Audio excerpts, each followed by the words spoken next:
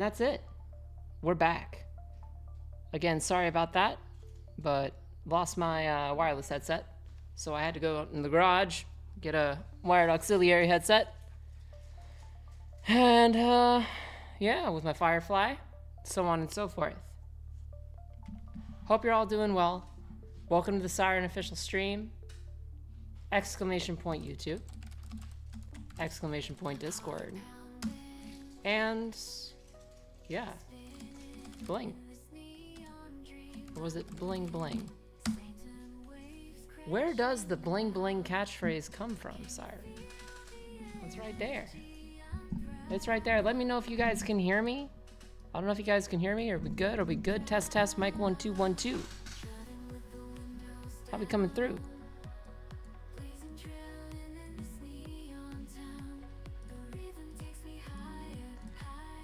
All right.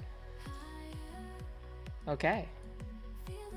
Bum bum bum bum. You can hear me? All right. OX Zodiac, welcome back to Telehack. Welcome back to S1REN official. Welcome back. Welcome back. Kaya Rob, welcome back.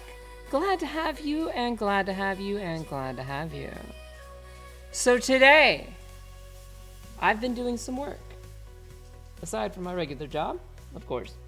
I have been doing some work. I've been doing some work on GhostSnare, which is where we left off. If you would like a link to where we left off, I've got you covered. I've got you so covered, man. If you want to know where we left off from the previous stream, not only is it in the VOD, but it is right here. Right there.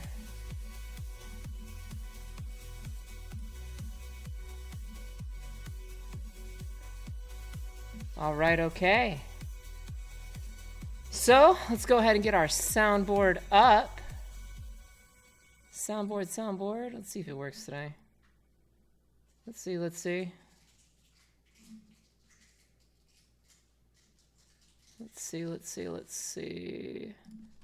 All right, apparently it does not. Welcome to S1REN official. Unfortunately, we really only have 6 viewers right now.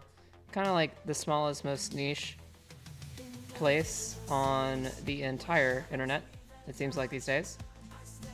But if you are looking for methodologies, if you are looking to get into cybersecurity, maybe you're not advanced, dude, I want to dedicate this stream to the people that are not so advanced, maybe advanced to moderate. Maybe you need to know some basic things, and don't worry, advanced stuff will come. Like, come on. We're not going anywhere around here. So, we got 5 viewers. Let's go ahead and let people trickle in.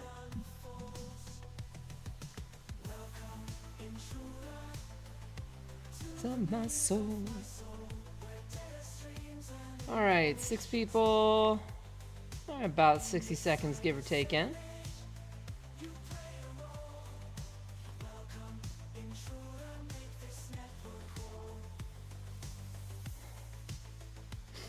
So, if you have a question about cybersecurity, maybe you're here from LinkedIn.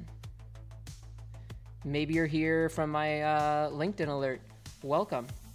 All right, OX Zodiac says, I've done some bug bounties, but still no luck. No luck with bug bounties, dude. I can help you with that. Only invalid XSS. Interesting.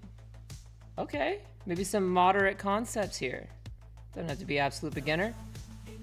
But something is kind of happening to my computer.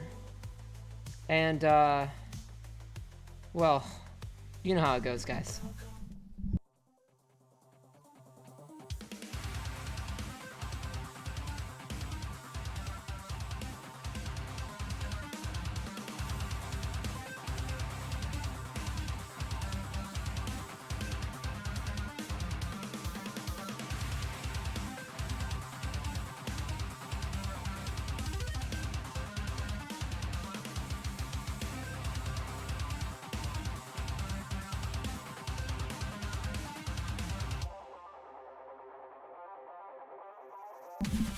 Whoa, a white hat is earned.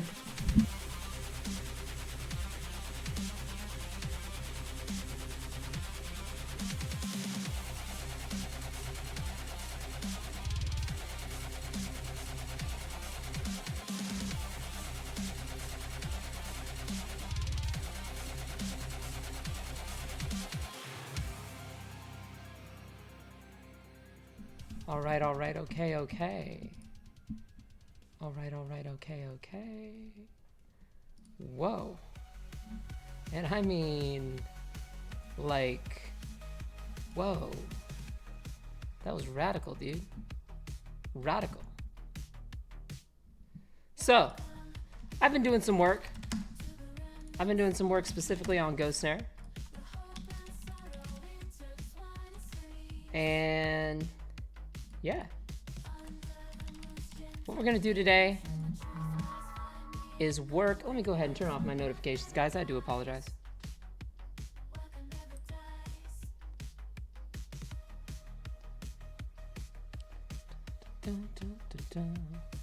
We're gonna kick back, we're gonna relax, we're gonna take it easy. We're gonna demonstrate GhostSnare and some new capabilities that have been implemented. If you do recall, we were gonna implement net execute. That is net execute or net exec across an entire domain. Believe loves GhostSnare. Hell yes, dude. Hell yes. Hell to the yes. Well, GhostSnare is alive, baby. And I did kind of promise that we'd switch it up. So, what is all this? Well, that's not even legible. Hold on, we're gonna have to switch it back. What other profiles do we have here? IBM DOS, Vintage. That's a little too crazy. Let's do Apple II. All right, that's gonna work for now. That is gonna work for now.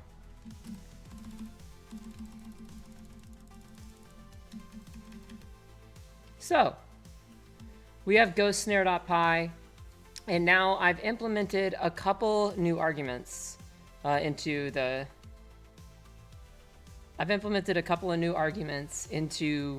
GhostSnare. We have an IP range, yeah. We have the domain, yeah. But now we've got a domain user. So let's say you're in an internal engagement. That means you've got a Class C network, right? Don't worry, I've got you covered here as well. We can talk about that. Let's talk freaking security. Why? Because security, dude. Security. So, basic questions. Do not be afraid to ask. Like, goodness gracious. Do not be afraid to ask, what am I looking at here? What does any of this mean? I know a lot of streamers like to go hard, go heavy, go fast. And yeah, we can go hard, heavy, and fast around here. But guys, sometimes we got to slow down, recollect ourselves, and be like, look, breathe. Breathe. Cybersecurity is incredibly intimidating to a lot of people. And I am here to help you not make it so intimidating. I'm here to give you methodologies. It's like a free course with minus the certification, but you're getting like a free course from me. So whether you're interested in red teaming or blue teaming, let me know. Though we do tend towards the red side around here, so. Nonetheless. GhostSnare, let's get at it. More invalid XSS. Okay. All right, we can work on that too. People need help with their bug bounties. If you think that I have in some way in the past assisted you in some way, I have increased my subscription goal. I need 200 subs. I don't know any other way to put this. I need 200 subscriptions. 200 subscriptions. I'm currently at 50. Currently at 50. But I'm working as hard as I can. Because security.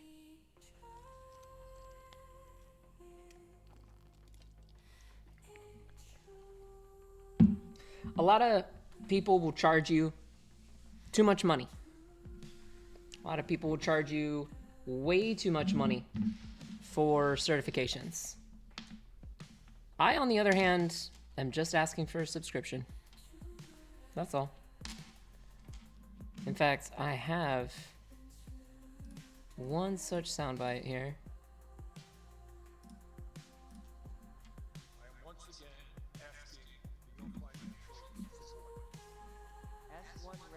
S1REN played supporting S1REN for 0 bits.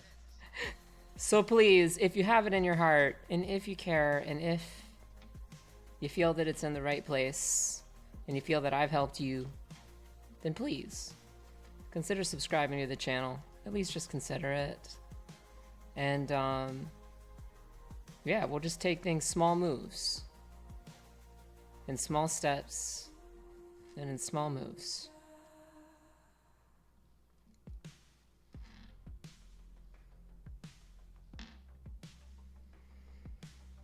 In small moves. I know we only have 10 viewers right now, but of those 10 viewers, maybe you're not from the science and technology section, even though this is de facto the coolest freaking section that exists on twitch.tv.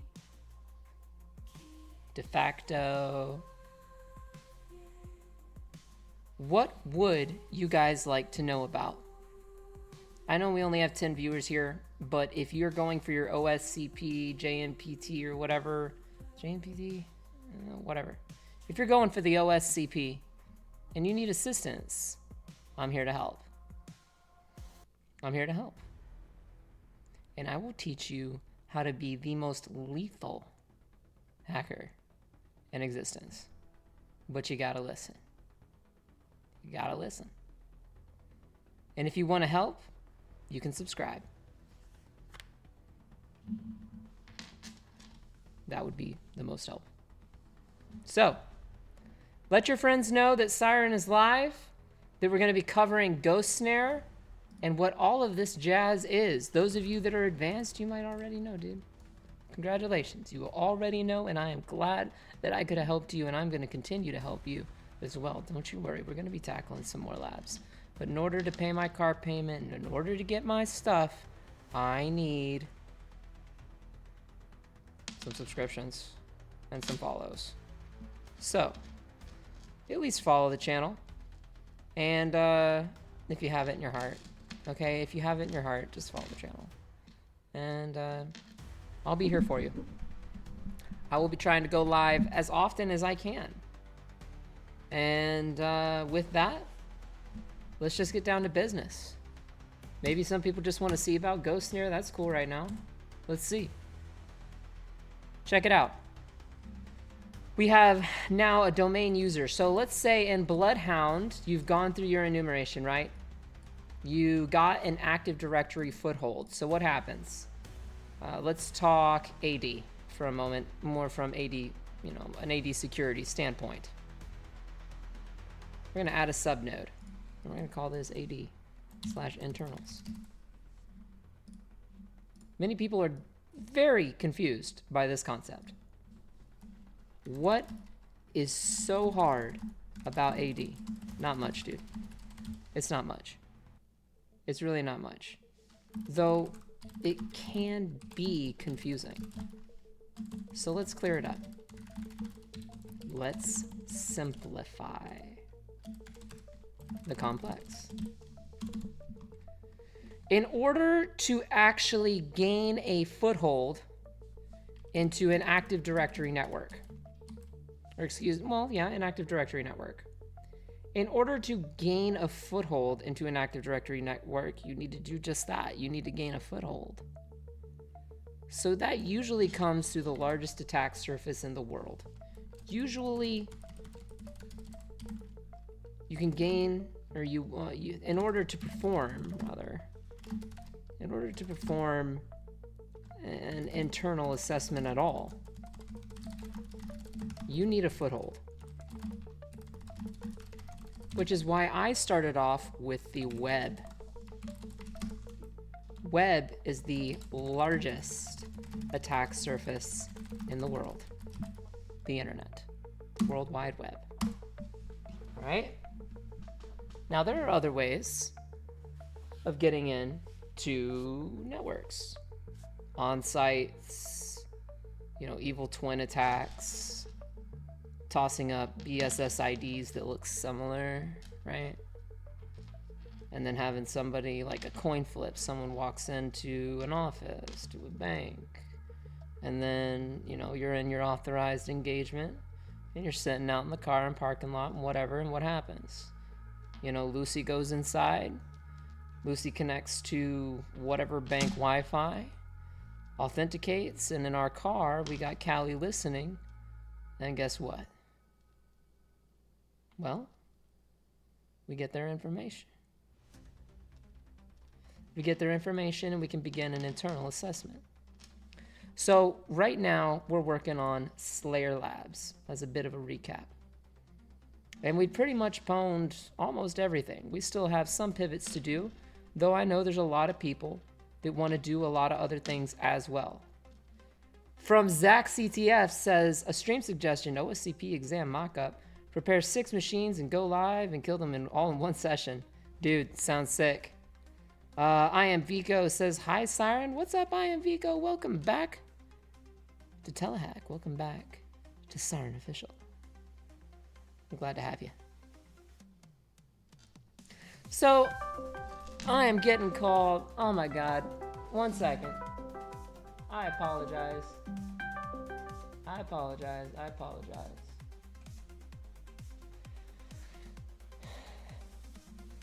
But yeah. So what happens, right? What happens? Largest attack surface in the world is the web. Step 1, get a foothold. Internals? 1, think foothold. Need that. That's going to be need that. That's going to be CVEs, web misconfigurations, exploitation, etc. Okay, great. We got a foothold. Now what? Now you're in the internal. Well, I got to select text there, but the internal network. Virtualized or otherwise, Kubernetes or otherwise, you are in the internal network at that point. And usually you will drop into a Class C range. Where am I? In the forest. Usually a Class C. Private IP address space. Well, that's actually really easy. Check this out. Let me demonstrate. We have something called the subnet mask. And if I do an if config on, let's say, let's just say if config on Tonneau. We have 172.18.0.86. Okay? Netmask is 255.255.2550. That just means that you are going to drop in once you get that foothold. Let's get this up side by side. Once you get the foothold, baby. Once you get the foothold. Oh my god, the foothold. Put that in brackets. Once you get the foothold, well, then you move on to this step. Now you're in the internal network. And that means you usually drop into a Class C space. A Class C range. That could be, again, virtualization, Docker, Kubernetes, whatever it might be. And you drop in there. And usually you'll have something like a private IP address space, 10 dot something, 192 dot something, 172 dot something. These are all what we refer to as private IP ranges. So this is, what's a private IP address? This is for the people out there that are new, that are hurting, that are getting into struggling getting into cybersecurity. I'm here for you too. Don't think I forgot you. Don't think I forgot you. What is private IP address space? And maybe some of the advanced people need a little bit of a refresher. 172 dot, think, 172 dot, 192 dot, 168, etc. 10 dot, x dot x dot x dot x dot x and dot x dot x dot x.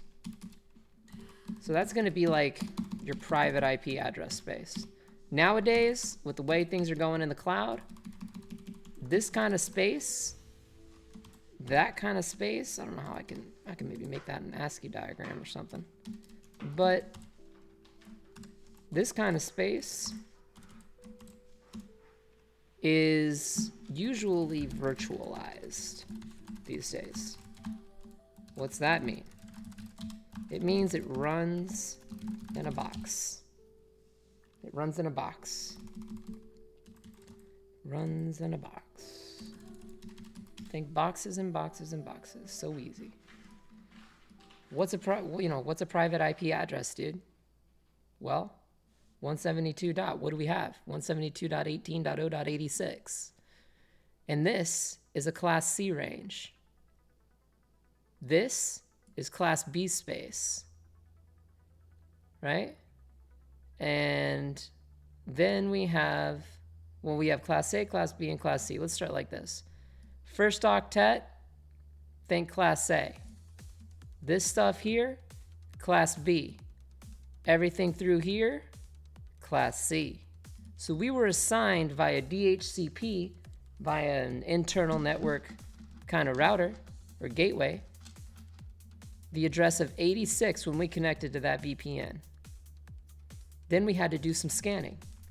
Well, we have our target scope, right? This is where our target scope comes into play. What are we authorized for, right? Well, that's what we got to think of. We're in virtualized space. Great. But what are we authorized to actually test against? Can we break out of the virtual machine? Can we move laterally? Are we permitted to do this? Right? If we're permitted to do that, if so, then, I mean, we're good to go. If so, we're good to go. So all this stuff here, check it out. This is our target scope. We're not permitted. Out of scope, or what we call OOS, is anything 10.65.1.15. Okay, or excuse me, .1.14. .1.14, that's pretty much our out of scope here. However, what's in scope? Everything else. I think 10.65.1.1 was out of scope as well. So I play it safe. And I scan 10.65.1.15 through 255. In scope. In scope, baby. In scope. And here we are.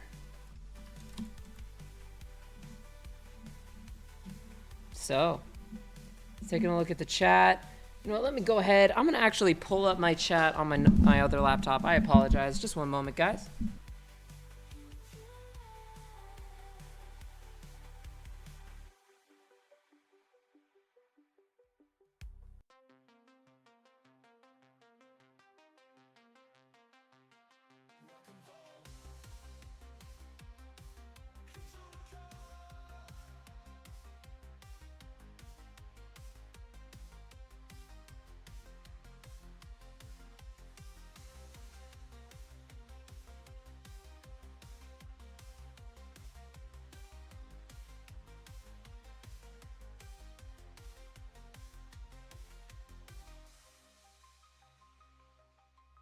All right, so I got the chat pulled up so I can easily read what's going on.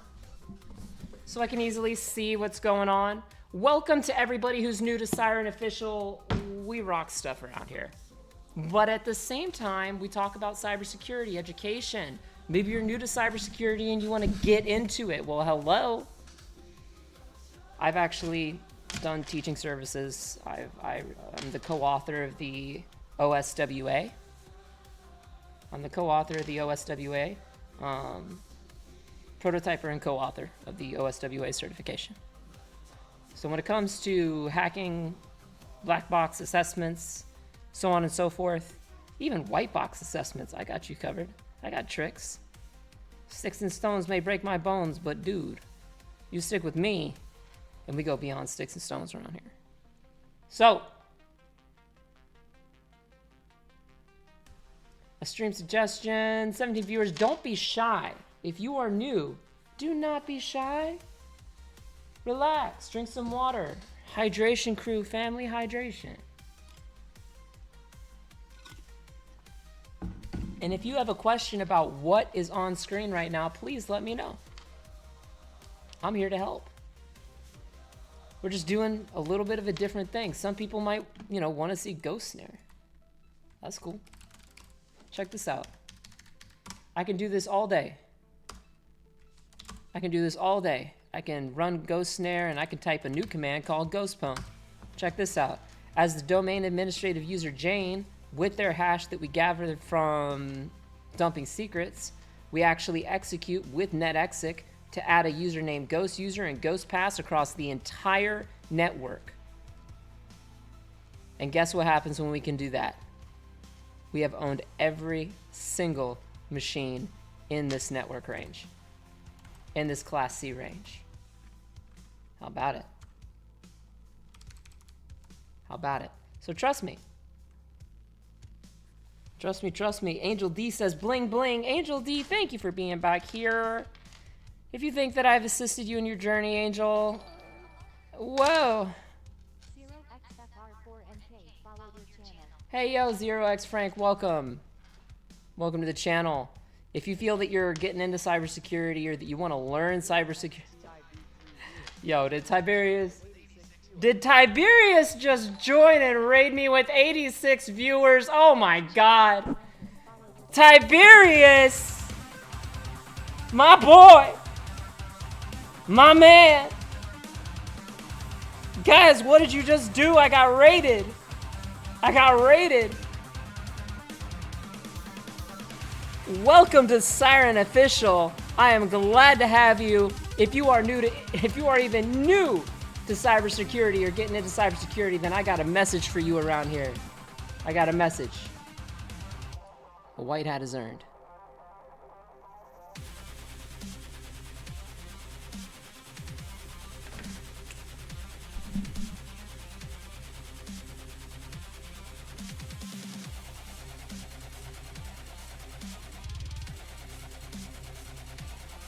Shout outs to one of my best buddies, Tiberius. Al Hazred, if you're out there, thanks out. Thanks. But Tiberius right now, thank you and thank you and thank you and thank you and thank you. If you believe that I have assisted you or Tib has helped you, dude, please consider subscribing to the channel. Please, please, please, please, please. I have a car payment and I want to do more labs for you guys. I really do. I want to educate all around from low to moderate to high skill levels, critical skill levels. I want to help you. I really do. And we can do that around here. We can do that like clockwork around here. So we just owned the entire network with our tool. We just own the entire network with our tool that we've been working on called GhostSnare. Shout outs to you, Tiberius, with the auto recon. Inspired me, dude, to make GhostSnare. Automated internal assessments. If I or Tiberius have helped you or assisted you on your cybersecurity journey, I am so sorry for asking. I'm sorry, but I have to get by. I have to. Cubic followed your channel. Thank you guys for the follows. Supporting S1REN for 0 bits. If you have it in your heart, and if you feel that my methodologies have helped you, that is my methodologies that are available readily on cybersecurity.io. Check it out. Exclamation point YouTube in the chat, exclamation point Discord. cybersecurity.io. Check it out. Yo, thank you for the sub. Dude, Believe gift in the sub. Believe is like a miracle worker. Yo, Crazy Taco got a new sub. Ultimus got a new sub to S1REN Official. Cheetah's Bandito got a sub to S1REN Official. See, that's bling bling too. Crunchy Anomaly. You guys have pretty much increased my sub count to 55 of 200. 55 of 200. So welcome to the S1REN Official family. Let me go ahead and get you all hooked up. Let me get you all hooked up, man. Exclamation point YouTube. Exclamation point Discord. Exclamation point. What else do we have? Bling bling. Exclamation point bling bling. Where does the bling bling thing come from? One of the first RCEs I ever landed It wasn't me who made it, but it was inspired by some guy who made it.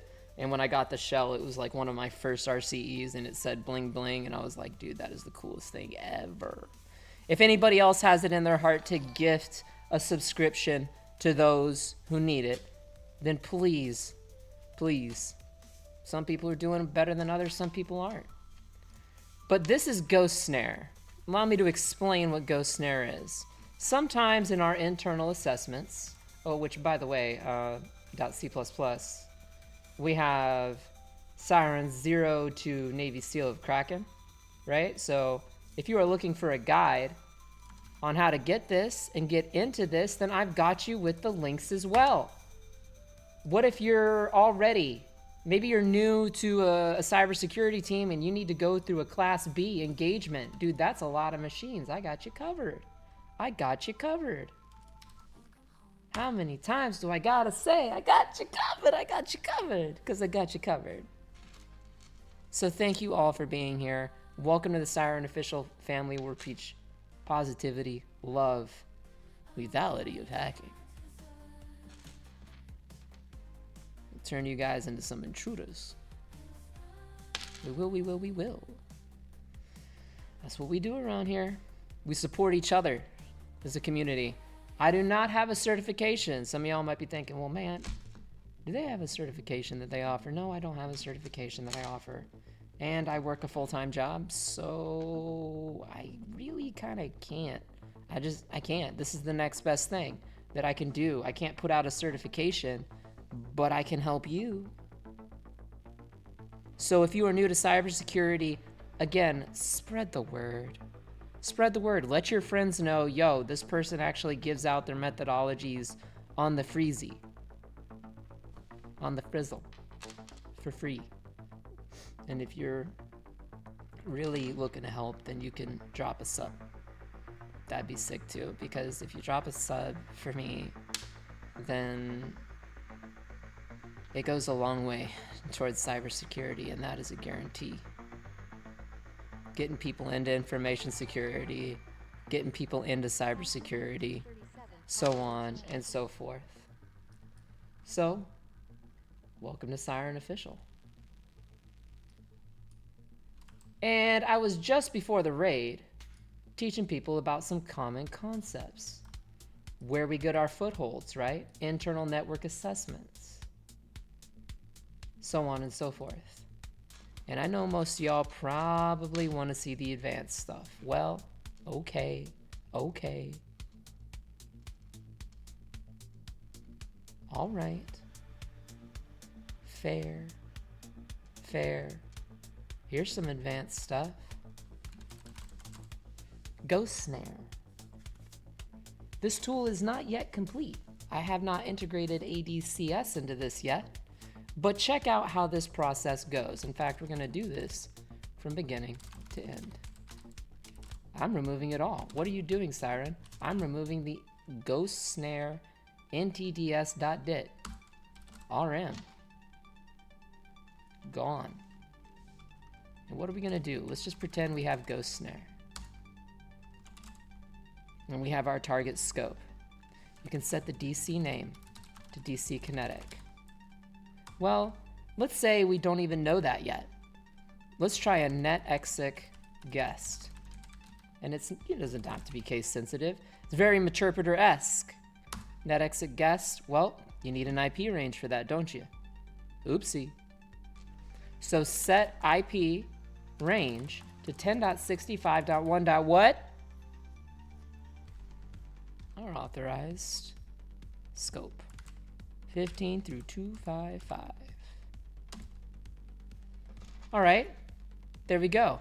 Now we need to do guest checks. What shares do we have access to? Can we read, write, execute on those shares? Because if we can, trust me, I know it's, we could get into some other stuff. Well, what about an SCF file? Sorry, what about SCF file? You guys are getting emotes, all that great stuff. Wonderful. Wonderful. And let's go. So, what we have here is our IP range set. Well, I can type options.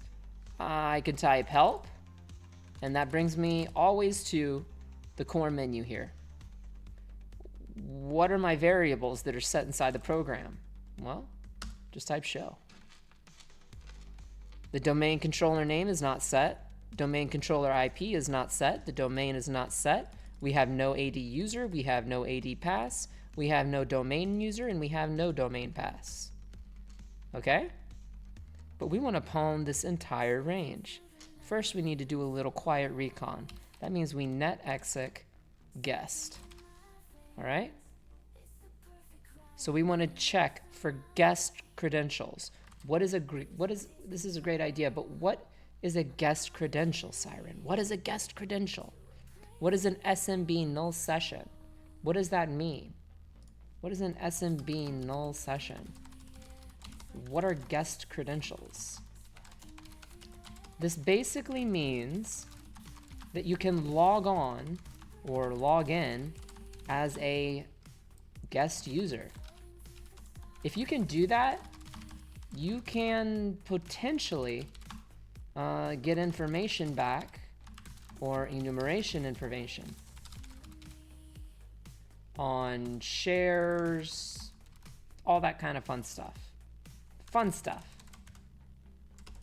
So let's do that. I've got that command built in. Net exec guest.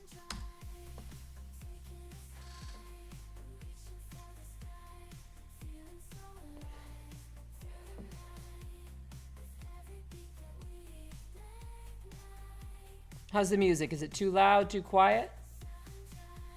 So, we're not using crack map execute anymore, guys. There was some drama associated with crack map execute. Don't know what happened. Honestly, I don't care. Shout outs to Clay Hacks for letting me know that we moved over to net execute, because we did. We ran into that problem and we moved over to net execute. All right? All right. Okay. Okay. Music is good.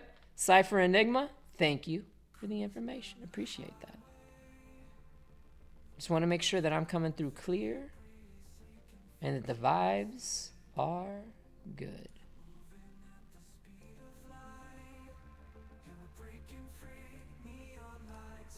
Bump it up a little bit, just a tiny bit, a couple decibels. Crystal clear, excellent. Excellent. Maybe a little lower. How about that? You guys let me know. You let me know.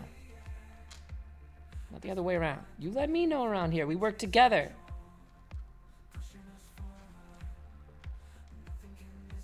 All right? Okay. Let me know if you have any questions about what you're seeing on screen. Because what we have here is status account disabled. So this means that we dropped into a Class C range and we don't have any guest access. No guest access. So GhostSnare. What did GhostSnare say? Like GhostSnare. Did our guest or net exec guest come back with anything? No. Sad face. It did not. But that's okay. That is okay. Because we have other ways of doing things too. What we need then at this point is called a foothold. We need a foothold into the network. Siren, how do you get a foothold? Simple dimple. Well, it's not so simple dimple, but the principle is simple dimple. 0 days, well, not 0 days, but X days, CVEs, that kind of stuff. The largest attack surface in the world, usually the web, which, by the way, on SlayerLabs, as a reminder, they are growing and they are doing great. SlayerLabs, we have Roadhouse. This is the one that we will be doing next. At the current time, I do not have the finances, so I'm asking for your financial support and your subscriptions. And I will be going live pretty much every night that I can. Okay? I promise you. Promise you. And I promise you. Just stick around. Stick around. So this one here, this range is a different range. What do we have? 80s action and sci-fi movie themed. Free range, allowing an attacker to target, gain access, and pivot without guidance. A wide variety of vulnerabilities with a focus on web apps and pivoting. Let's go ahead and give a demo as to what this might look like when we're ready to start working on our bug bounty skills, right? We want to work on our bug bounty skills. How good are we at bug hunting? Well, you got me, one of the co-authors of the OSWA. So you're in pretty good hands. And we're gonna keep rocking with that. So what we got is, we're gonna lower the music, up the desktop audio, and check it out.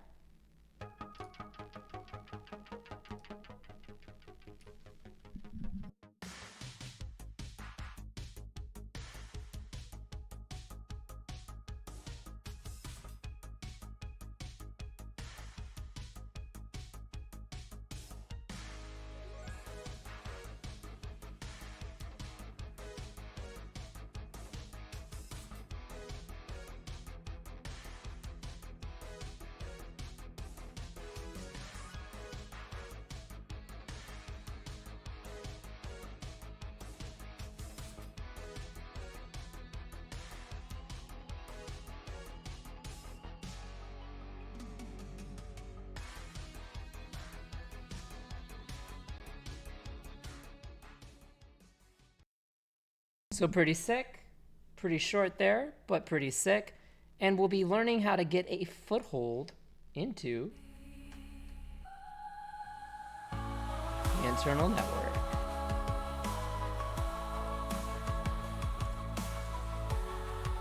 Oh yeah. So, with that being said, we've got a foothold in the internal network. All right, okay. What are we gonna do next, guys? What are we gonna do next? We've got a foothold, or rather, we've got a foothold. We managed to breach in through a web application, and now we're starting to scan the internal network. Or we've been already authorized for an internal network assessment. That completely goes too. That happens all the time. So, we can type clear and show and everything here. Now, what if we need, I don't know, users or things like that? Good news is I've got backups on backups on backups on backups on backups. Don't worry, I've got you covered. I'm gonna pull a little cheat code here. But we've already enumerated an Active Directory user, so that's actually gonna go in our notes. Foothold, now what? For Active Directory exploitation, for AD exploitation. We need a real AD user. A real Active Directory freaking user. Which reminds me, we really need to incorporate Bloodhound into this, and I will get you guys the notes if you just join the Discord on S1REN Official Discord, you know, the whole thing. It's there. It's there. If you want to join, that'd be nice. If you want to join, that'd be so nice. But we need a real AD user, guys. A real AD user. So, that means we gotta exploit on this configuration or an out-of-date service. Land a foothold into a machine and acquire a real AD username or a real AD user. What then? We have to escalate our privileges on that machine. And that is referred to as vertical escalation. Vertical escalation. Ooh la la. That's where what? LPEs or local privilege escalation exploits come into play. Cool stuff. Righteous stuff. So,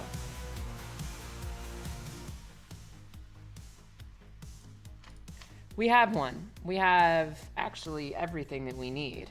Let's say we've already got that. Bloodhound. Where does that go? Well, actually, that brings me to my next point.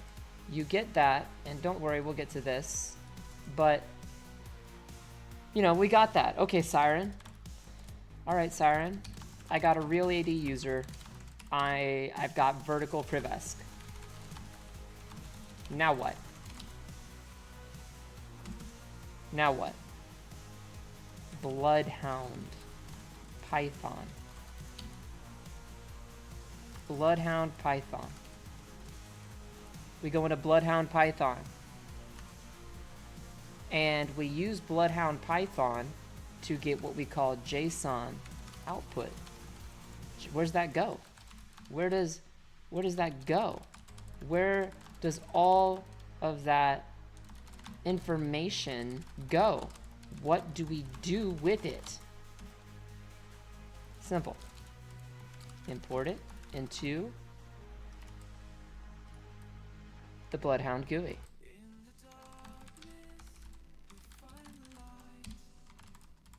We import it into the Bloodhound GUI, or graphical user interface for short.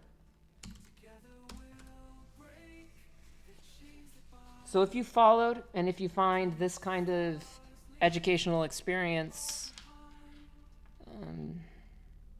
useful, again, dropping a sub would be nice. And thank you again if you do decide to drop a subscription, because my ability to continue doing these streams does kind of rely on that subscription. But yeah. We're riding on waves of electric sound around here, people. Electric sound. So, it gets imported. We just simply import it here. You can import a graph or upload data. And you get it, well, you get the picture. You just import the file. But maybe we do that process again. Do you guys want to see that process done again, or do you want me to go forward with GhostSnare? That's up to you. We work together around here. Whoever comes first, man. Do you want to see how we go from, you know, an AD user such as Vaughn into Bloodhound Python? Or do you want to see and how we get that into the Bloodhound GUI? Or do you want to see this? It's up to y'all. I'm giving you a choice. The choice is yours. The clock is ticking, Gary. Make your choice. Whatever you guys would like to see. 48 viewers, a lot of quietness. A lot of quietness. Cypher Enigma says, I haven't seen GhostSnare at all. That's because it is actively in development, my friend. And we're working on it as a community. Day by day. Day by day. Well, let's go ahead and say we know it. We're going to set, let's say we need to test for an exploit. Right? We need to test for an exploit. Bloodhound Python, Believe says Bloodhound Python. Bloodhound Python? All right, Believe. You got it. So check it out. This is how we do it. And thank you again, Believe, earlier for gifting, you know, all those subs. But nonetheless, Bloodhound Python. Let me like move all this down because we have gedit and all that garbage. Right now, let me just bring this down. Let me split it, bring it up. There we go. All right. So let's go ahead and check our reference. How do we do that? Command line landmine. We use something called a bashrc. I can cat my bashrc file and grep-i for, I don't know, whatever command I want. whatever flat file reference sheet that I want. You're welcome, believe, absolutely. Because you gotta believe, right? Gotta believe in love, gotta believe in compassion. And gotta believe in people. So let's go with it. Let's say AD ref. -- color equals auto. That cat's my home directory wherever I am, whatever user I am, / reference stuff / AD ref. So I can just type AD ref and boom. I've got all my Active Directory reference right here. No need to go to hack tricks, no need for any of that. It is all logical, it is in order, and it might be a bit intimidating, but let's check out Bloodhound Python. So I think I can just type blood ref, and we have Bloodhound Python reference. It really is kind of this simple. We actually use something called netexec. So let me sudo switch users here. And let's say my password. And netexec. There we go. Now we're cooking, baby. We're cooking. So we're going to say netexec. And we got a user. Well, we need that user first. Let's cat AD users. And actually, I'm going to do it in AD creds info view. My little cheat sheet here from already covering it, but we started with a single user in a single compromised machine. And that was with the user Vaughn, and Spellcaster was his password. So let's copy that. Netexec, and we're gonna say what? What are we gonna do? We're gonna check where in this network. We don't have, any of this yet. We don't have none of this yet. This doesn't come, it doesn't happen. First, we need netexec incorporated with Bloodhound Python. So what we do is we type netexec, and then we'll say something like SMB 10.65.1.15 through 255. That's our authorized range. That's where we're going. Okay? And then we need a user. Well, that user is Vaughn.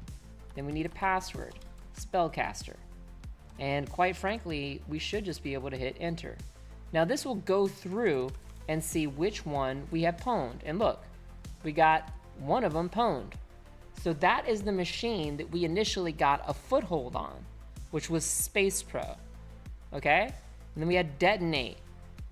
Apparently Vaughn is a user of that as well. Ooh la la. We can use a single Active Directory user. Fixit42 says good night, Siren Official, and everybody. Good night, Fixit42. Peace, love, positivity in your direction, my friend. And proactive ethical hacking. Make sure to come back to Telehack, to Siren Official someday. We'd love to have you. And if you ever find it in your heart to give a subscription, that would be also as well. Or awesome as well, excuse me. But nonetheless, you have a good night, and as I like to say growing up, dream of electric sheep. It's one of those things that it's just one of those things.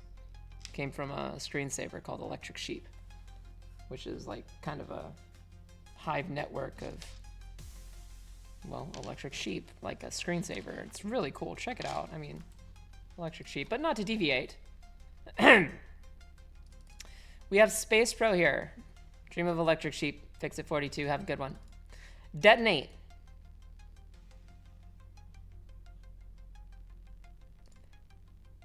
Prefer flying toasters? Not to date myself? Okay. All right, Cypher Enigma. Okay. All right. Sure. Now let's see here. Space Pro, detonate, so on and so forth. Well, how do we get this into Bloodhound Python? netexec, we can do this. Check this out. So what we do in my notes here is we specify at the end. See, we specified the password -- Bloodhound. Now we've basically added on what we call an argument. And we're saying, Bloodhound, we need you right now. We need you, Bloodhound. We need you quick and we need you fast. Easy peasy. -C or -collection. First, you can specify the NSIP, so the name server, which would be 10.65.1.20 I believe. And then dash dash collection all. And let me, I think this should work. Might not. Let's try. Can I just say dash C all? Wasn't it dash C all? Maybe that's out of date. Un momento, por favor. Sometimes we run into mistakes around here, but that's okay. Mistakes happen, and we keep growing. So let's see. 80 ref. Let's see. Actually, let's check netexec ref. I think it was in there. Bloodhound. There we are. So this is, yeah, dash. Oh, I was on dash 20. It should have been dash 21. Oh, my bad. So we had DC kinetic. Well, now we need to specify. If we go to our scan, once you're done with your internal scan, let's go to our non-pivots. And I believe it was Silo. Silo here is the one that had or pointed to a domain name server. Specifically, we have the DNS domain name, which is kinetic.corp. The DNS computer name, which is silo.kinetic.corp. Then we have the DNS tree name, right? Which is kinetic.corp. Excellent. Remember this math, all right? -1. -1. And you will find usually you will find the actual domain that you want, the gold, the one that's going to contain the ntds.dit file. Okay? So here we go. We're going to say -ns --bloodhound -ns and specify 10.65.1.21. Okay? And then -checks for all.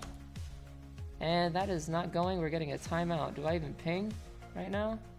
Am I even pinging? Am I even pinging? Maybe it was SMB. What in the heck? What in the actual heck? That really should have worked. Hold on. I'm working on it. I'm working on this. Or Bloodhound Python, we could do that. But this worked. Let's try -- collection. Maybe it's different syntax. -- collection. All. Error, unrecognized argument, -- Bloodhound. Interesting. Interesting. Maybe we can do NXC.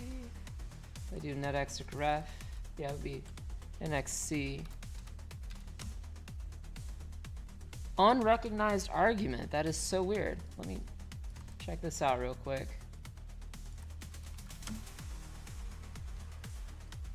Nothing. All right. Well, let's just say unrecognized argument. Let's get rid of all this. NXC. Error. Unrecognized arguments. Error.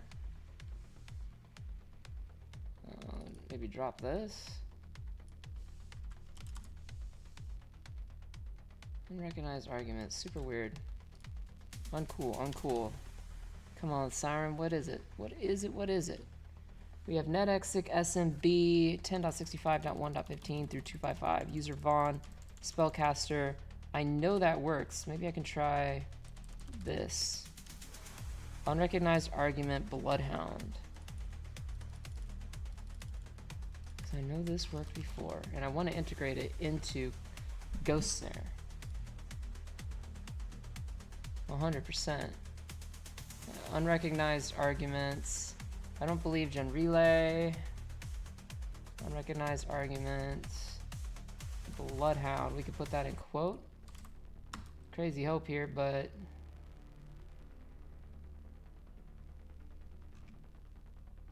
let's see. That is super weird why that wouldn't happen. Because we just did this.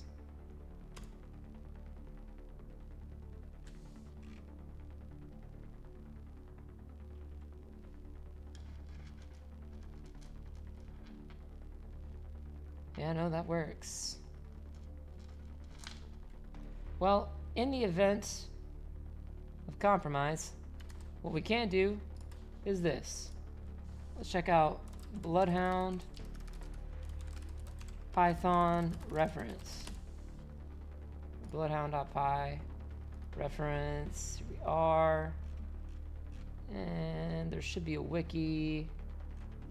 Because we have Python Bloodhound or Bloodhound.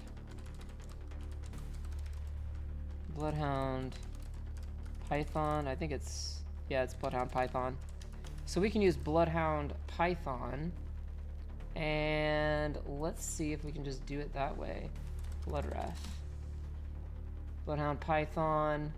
Let's try it like this. Instead of using netexec, because netexec is not cooperating with us today, we'll just use Bloodhound Python. Oh, hello. Thank you for the 2-month subscription from Add-on is Ryan. Glad to have you and welcome to the SYREN official family. Exclamation point YouTube, exclamation point Discord. And thank you for your support. Thank you for your support. So, Bloodhound Python -d lab.local. What's that going to be? What's that going to be? Well, in this particular case, we could have something like, I don't know, DC Kinetic, or we could say kinetic.corp. The AD user, which is Vaughn. The AD pass, which was cat AD creds info. AD creds info view.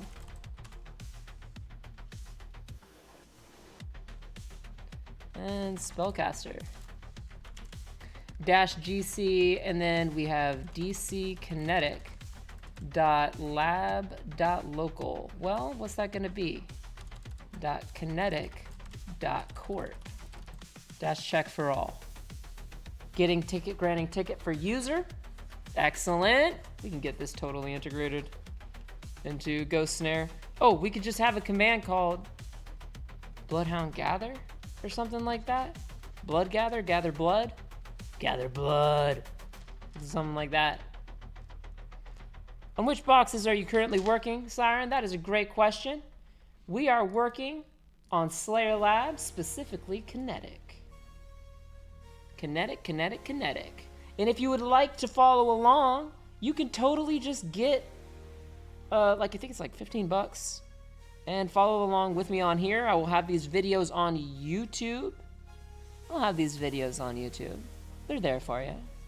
Don't worry, I've got you covered. All of this will go up on YouTube, and all of this will be there as a readily available, free, accessible reference and archive for everything that we do as a community here together. So if you would like a link, I've got you covered, my friend. I've got you covered. Right there.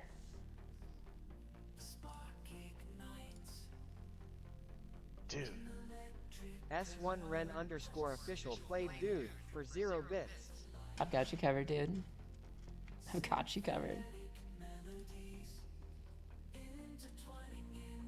Got you covered.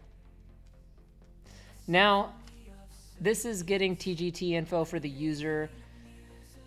It is taking a little bit longer than I would like, but it should be going. It should go. Let's give it a minute. It might be because the entire network reset, and it resets once a week, and I really want to get GhostSnare perfect. So, yeah. We're just going to keep rocking this stream. We're going to keep rocking the whole thing, man. Until those wires become alive. Alright, so we got failed. Falling back to NTLM authentication. Kinetic.corp. Connection timeout. Okay, alright. Maybe we just have DC Kinetic? I'm not sure. No. This should be Kinetic. Yeah, Kinetic.corp. Kerberos TGT. So the ticket granting ticket service falling back to NTLM authentication error. Name or service not known. Could not find a domain controller. That could be our Etsy hosts, which is not correct because, well, it is correct rather. We have silo with .kinetic.corp. What if I try that? What if I try silo.kinetic.corp? See if this goes through.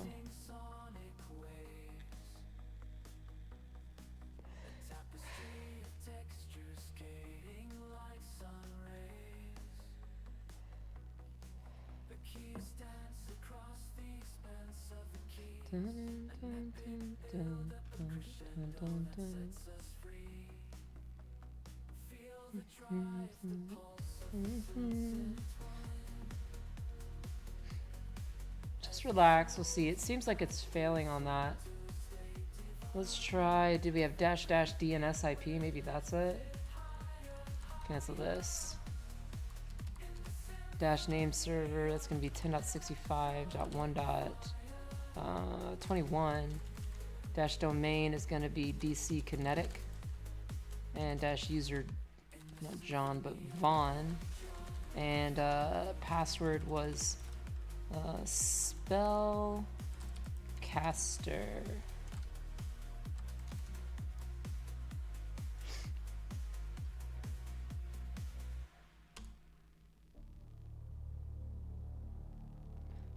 Still nothing there. DNS operation timed out. Oh, it needs 53, so let's try 20.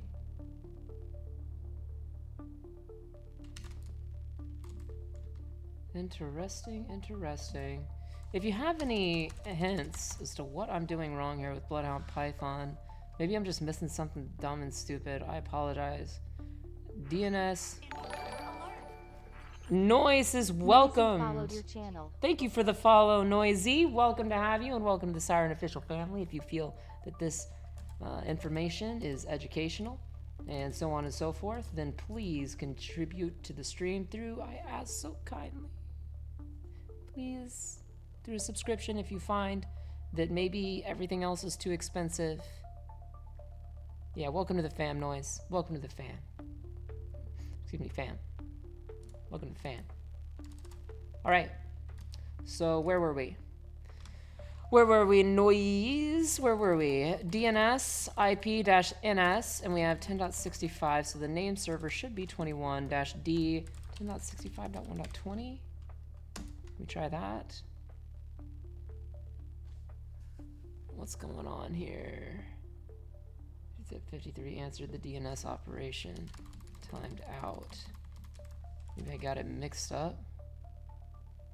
Sometimes I have a tendency to mix things up, which is why I like proper notation. Nah, the resolution lifetime expired after 3.114 seconds. All right. I mean, this should, if I go back to ADREF,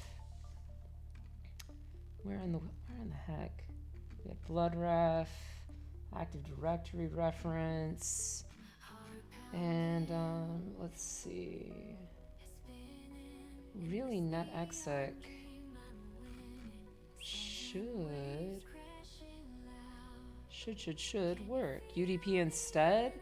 Nah, I don't think it's gonna be UDP. We're doing TCP connect here, or a TCP handshake.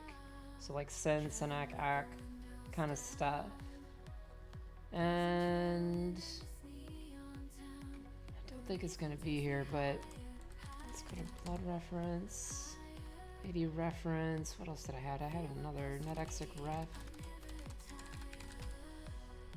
Let's see. This worked before, which is what's confusing me. Unrecognized argument -- Bloodhound. netexec. This is important because this is an important part of GhostSnare as well. But netexec, Bloodhound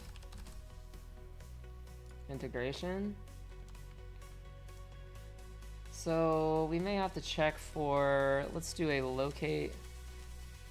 We'll do a locate, so we'll just type locate on Kali. locate nxc nxc.conf. nxc.conf. And let's check it. Make sure the configuration is correct. Bloodhound. Oh, is it not even freaking enabled here? We need to have that enabled and set to true. So now if we try it, still unrecognized. Interesting. Bloodhound user, Bloodhound pass. First you need to configure your file. Should you use LDAP instead of SMB when trying? You know, that might be what it is. That might be. Let's take a look and see. Because I know this worked before. You know what? You're right. Lightweight direct access protocol. I don't know where my head is right now. I may have to modify this. LDAP. But that still says... Honestly, it could be that's the case. But why isn't this coming up? Or let's say, wait a second, -c all -- collection all. Yo, we got it. We got it. And watch what's gonna happen. If I'm correct, if my theory is correct, this should give us our JSON output. In fact,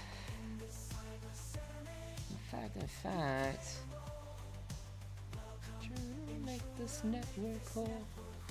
In fact, what if we just specify the domain controller here? Forget this. Let's be a little more accurate. Let's say we want the DC, which is this IP corresponds to DC kinetic. So let's just try it. So it's not going forever. All right, not valid. Provided Neo4j credentials. Oh, okay. The Neo4j credentials are not valid. So in order for NetOxic to be incorporated properly, I just want to run it with Bloodhound Python though. Let me think about how I want to do this. Because what we want eventually is a command like blood or gather blood. Or blood gather. We want a command like blood gather, and as soon as I hit that, as long as we have a valid like set AD user to Vaughn and set AD pass to what was the secret sauce there? It was, I always forget this freaking password. Spellcaster here. So this is the ultimate goal here. We want to have set AD pass to spellcaster. Ghost blood. All right. Ghost blood, dude. I like it. Ghost pwn. How about ghost blood? Good suggestion there, Kyra Rot. Good suggestion. We'll go with it. You coined it. You have contributed. That's how we work around here, baby. That's how we do it. Ghost blood. And eventually we'll be able to type ghost blood. And it will gather all that JSON data for us. So first things first, we got to decide how we're going to do this. What if we do it with regular Python, like Bloodhound Python? In fact, that might have been the issue. Let me think about this. Bloodhound Python. Lab.local. DNS IP 10.65.1.20. And -d is kinetic.corp. User Vaughn. Password is spellcaster with a 3.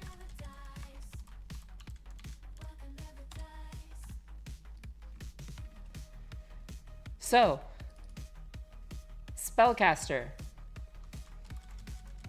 Anyway,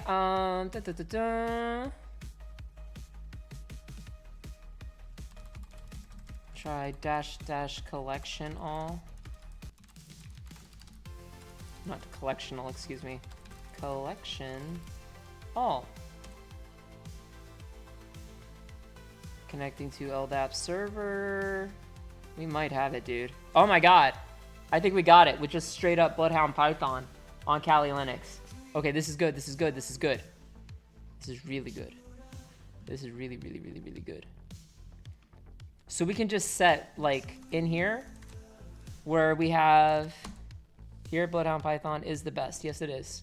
And we will go with that. Thank you for the suggestion there, Adon as Ryan. Thank you for the suggestion, and thank you, and thank you, and thank you.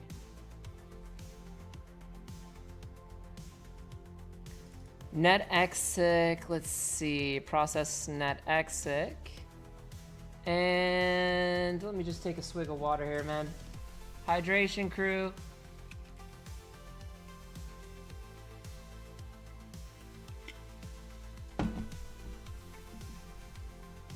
All right. So what you will do is be able to say like set IP range and just 10.60. You can set that to a range or ranges. In fact, let me open up gedit. Do I have gedit open for this? We've already incorporated all of this. I can close that without saving. Let's start working on getting this actively developed. What are we doing? What are we even doing if we're not? Look at that. We got all the JSON data. Look at all this beautiful JSON data. You'll see where this goes. We're gonna rm star.json. Don't worry, it's not gone. We're going into GhostSnare. We're going into GhostSnare. We're going into our development directory with GhostSnare. And more specifically, let's see, if we open up or grab this here, let's see.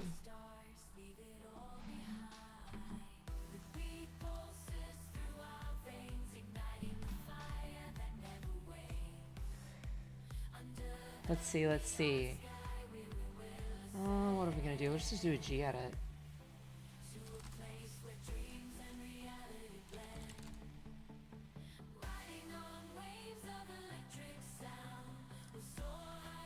Let's see, nano. We're gonna do nano.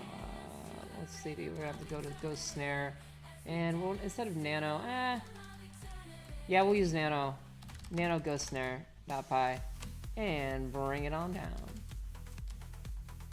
So where we have IP range, we can also call this, you know, set target IP range in parentheses or single IP.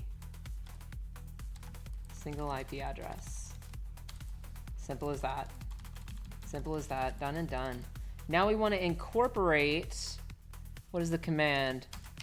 For speed and fidelity, I am actually going to utilize a little bit of ChatGPT for this. We can't see all of that terminal, FYI. You can't see it? Why not? Yeah, let me bring it over. Let's bring it on over. We're doing dev. A little bit of dev here. Is that better? Let me know if that's better for you. Adon as Ryan. Thank you for the feedback. We can't see all of that. Or thank you, Cheeto Bandito. Oh, Cheeto Bandito. My bad. Sorry, I have a little bit of dyslexia. Sorry. But we can't see all of that terminal, FYI. Better. Thank you. Absolutely, dude. Abso-freaking-lutely. Abso-freaking-lutely. Hold on one second.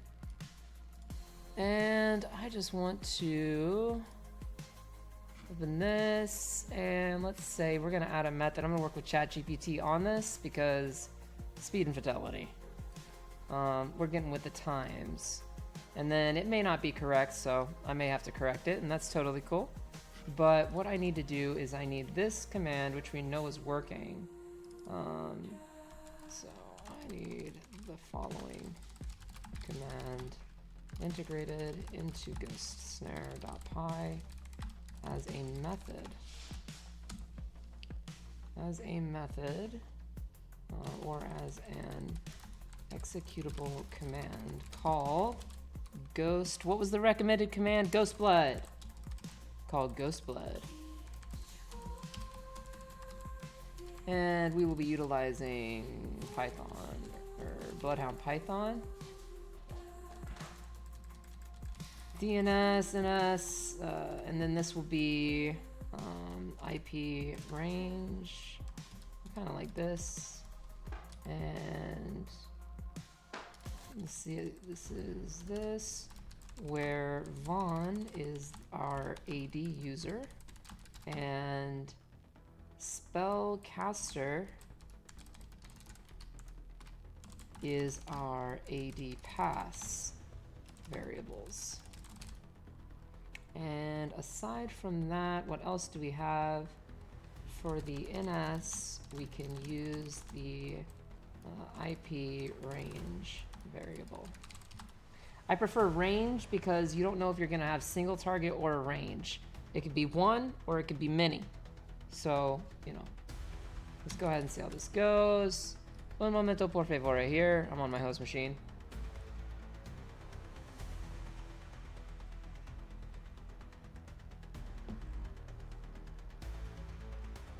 All right.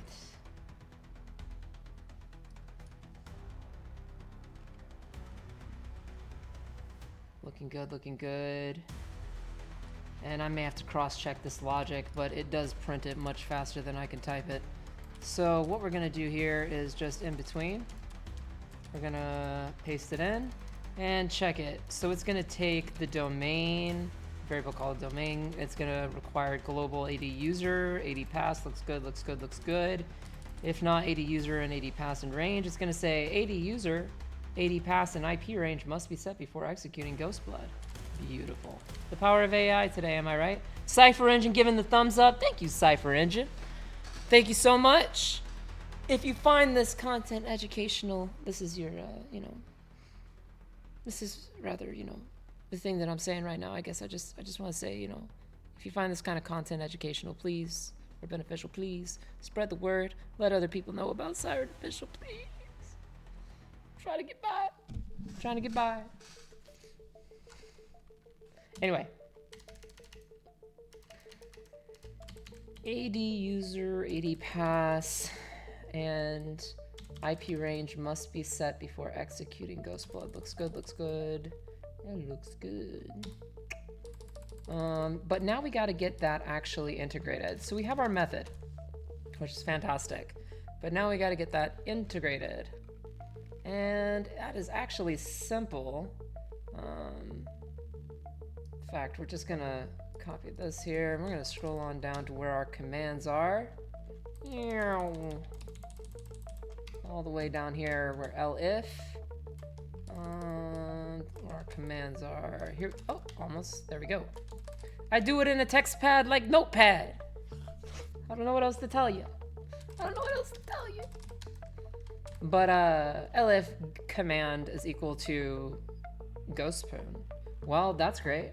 What about this? Elif command is equal to Ghostblood.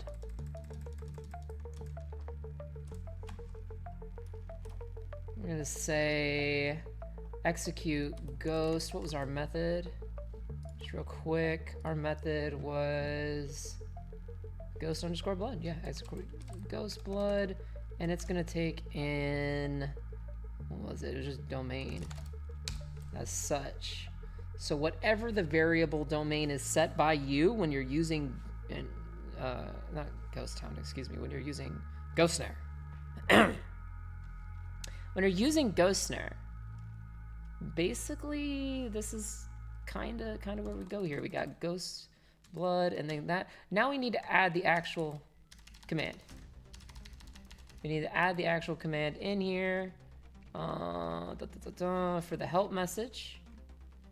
Where are you? Oh, all up in here. Okay. And before Ghostpoon, we'll have it before that, since that's logical ordering. And what we'll do is call this Ghostblood. Ghostblood. And what's it gonna do? Utilize Bloodhound Python to gather.json data for Bloodhound, or for the Bloodhound GUI, or graphical user interface. And it'll let you know, like, it requires AD user, requires AD pass. Let's go ahead and Save that, see if the help file worked. We can exit out of GhostSnare and clear this out. Python GhostSnare. And boom. All right, so we have Ghostblood. Now what if we just type Ghostblood? Let's do a little debugging. Okay, good. So we got our error message. AD user, AD pass, and IP range must be set. So let's say set AD user to Vaughn. Set AD pass to, oh goodness, it was Spellcaster with a 3. Spellcaster with a 3.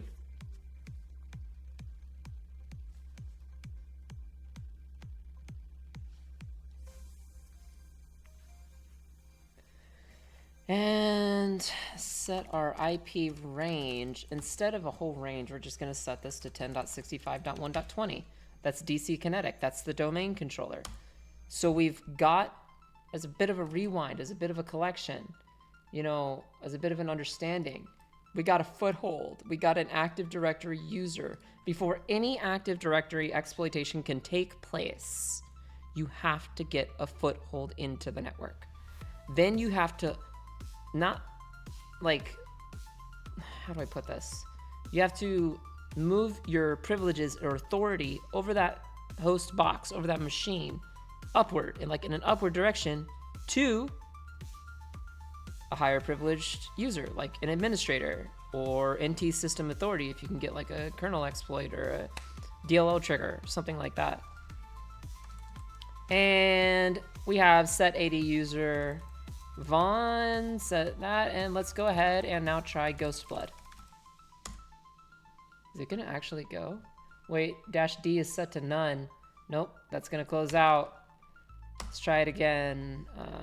Set AD user to Vaughn, set AD pass to Spellcaster with a 3, and set domain to DC Kinetic, and set IP range to 10.65.1.20. 10.65.1.20 just corresponds to the hostname resolution of DC Kinetic. Okay? With DNS hostname resolution, this IP address, kind of like Yellow Pages, corresponds to DC Kinetic, Grandma, you know, so on and so forth. Like a Yellow Pages, how do I explain domain name system like I was explaining it to my grandma? Yeah, I need to set domain Kairaya. We are on that. We are on that. We are on that. But let's go ahead and set my own freaking stuff here. Oh, I actually set it like Python. I'm thinking here Python. 1 second. Set IP range to 10.65.1.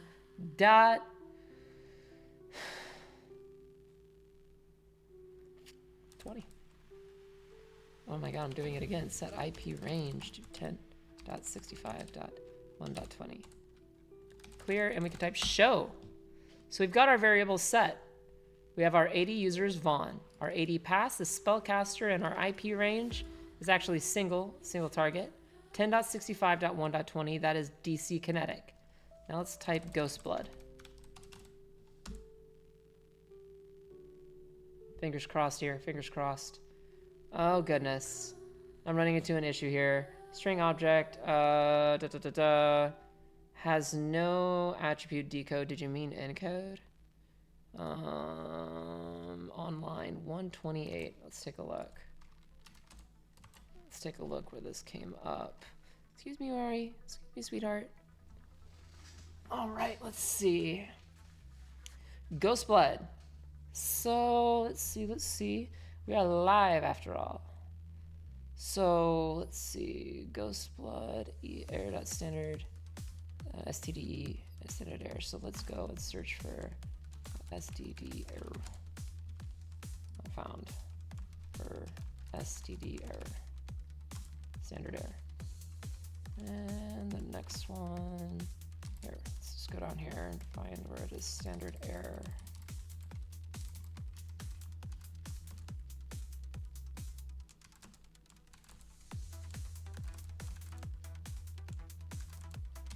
This is where having a normal text editor would help, but I am just so hooked on Nano.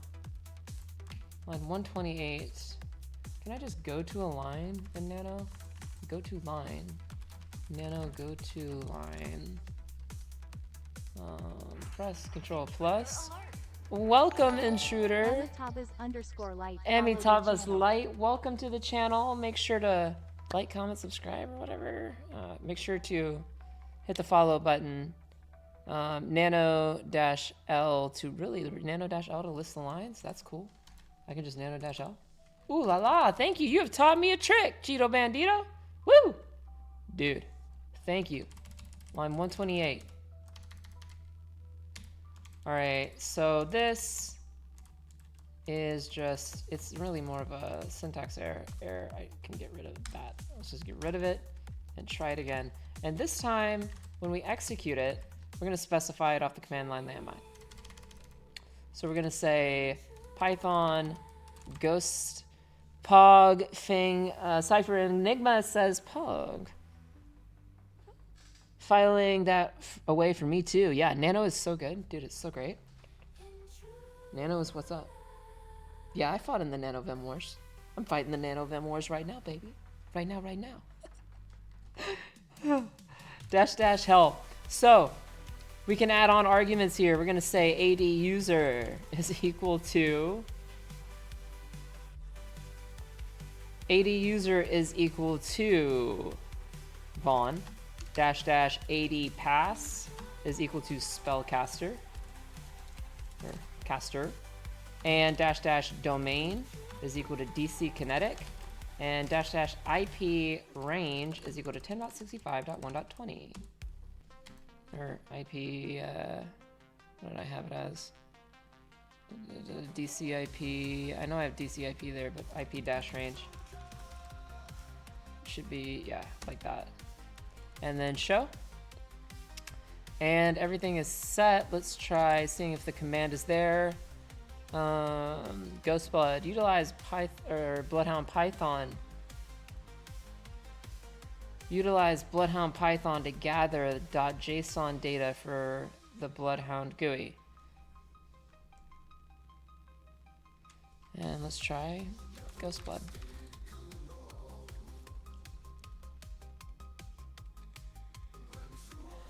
Error executing. Returned non-zero exit status 1. Interesting. I'm gonna copy this for a second. Un momento. Consulting my physician. Just kidding. But consulting ChatGPT on this one. What did we screw up on here? Check if the credentials have the necessary permission to perform. Oh, they do. Like we have spellcaster, that's correct. And let's make sure that this matches up entirely. Perfect. Maybe it was --DNS IP that did not get executed. We could have a print debug statement if we need to as well. --DNS-IP-NS 10.65.1.20. And Cypher Enigma says, I'm a double agent. Shh. Dude, hilarious. That's some spy stuff right there. This is spy-ishne. Alright, Nano is so good. Yes, it is. So, let's see. 10.65.1.20 -DDC or kinetic.corp. Maybe that was the issue? Instead of that, set domain to, or domain variable to kinetic.corp and try ghost blood. If you have any suggestions to make this better, please by all means, let me know. Maybe I add a name server variable. That'd be pretty righteous. Dude, is it actually gonna work?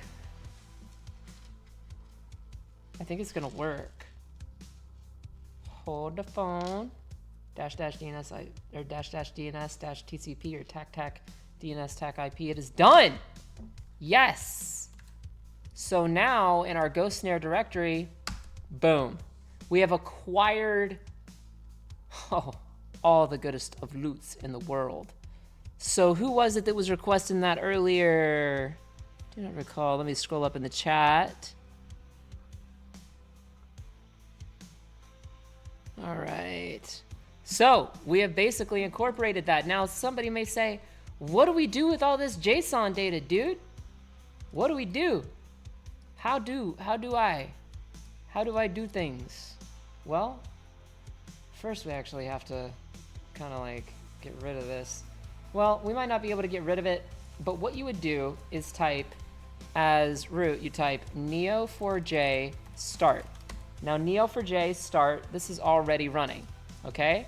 And then you would log in, which we have done, and you would import as we have, and you just go to, all you have to do is click on upload data, and we're gonna have to actually find it in here.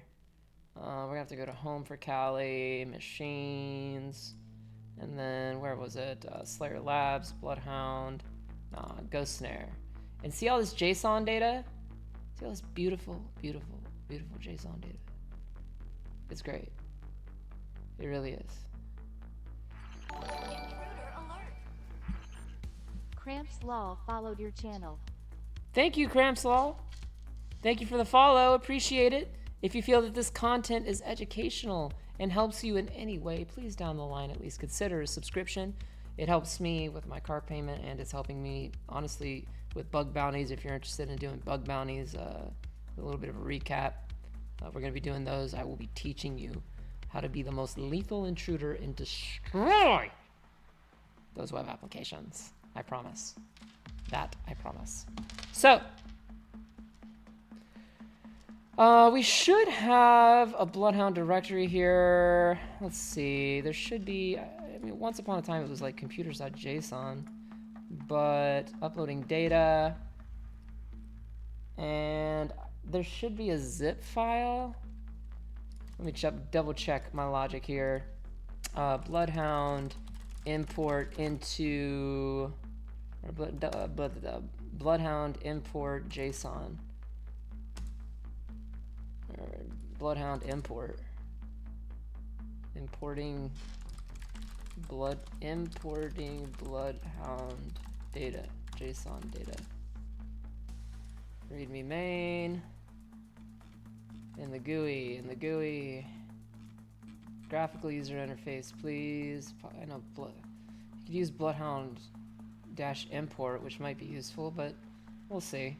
I want to show the process here. There should be a zip file, if I recall correctly, on BloodRef.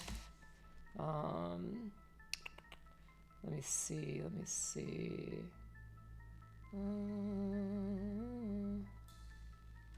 Let's check it, man. Let's check it. It really should be, it says upload complete, post-process complete, clear finished. What if I want to clear the database and start raw? Let's say Bloodhound GUI clear, clear reset database. We'd have to maybe reset the neo4j. You can either hit clear database under the database info tab or just start a new database by pointing neo4j. Okay, so there should be database info, and there we are, clear database. So we'll click, I mean, I'm going a little bit ballsy here, but we're clearing everything. All right, because I want to make sure that we get this correct from beginning to end, and we'll get it on YouTube. So we've got our JSON data. Now importing it. We got we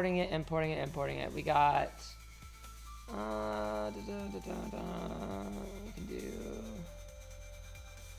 import graph. Now we're gonna upload data, and let's try computers.json. I don't think that's gonna work because I think it's looking for a zip file of it. In fact, by doing that, if I cd to Bloodhound, no, it did not do that. rm-r/Bloodhound.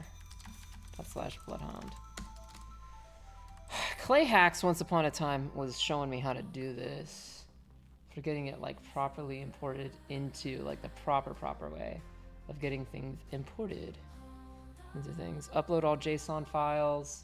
Upload data, we can try that. Maybe selecting all. Let's go to, what I'm gonna do, I'm gonna make this so much easier on myself. We're gonna go to here and machines, and then we're gonna go to SlayerLabs, and we're gonna bring GhostSnare over here. Now I can just click it. And let's just try opening all of that.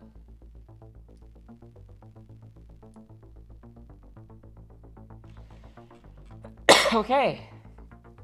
Technically it says upload complete, 100%, and clear finished. Now let's refresh database stats or warm up database. Do it. Database warm up completed. Let me check something real quick. Bloodhound GUI.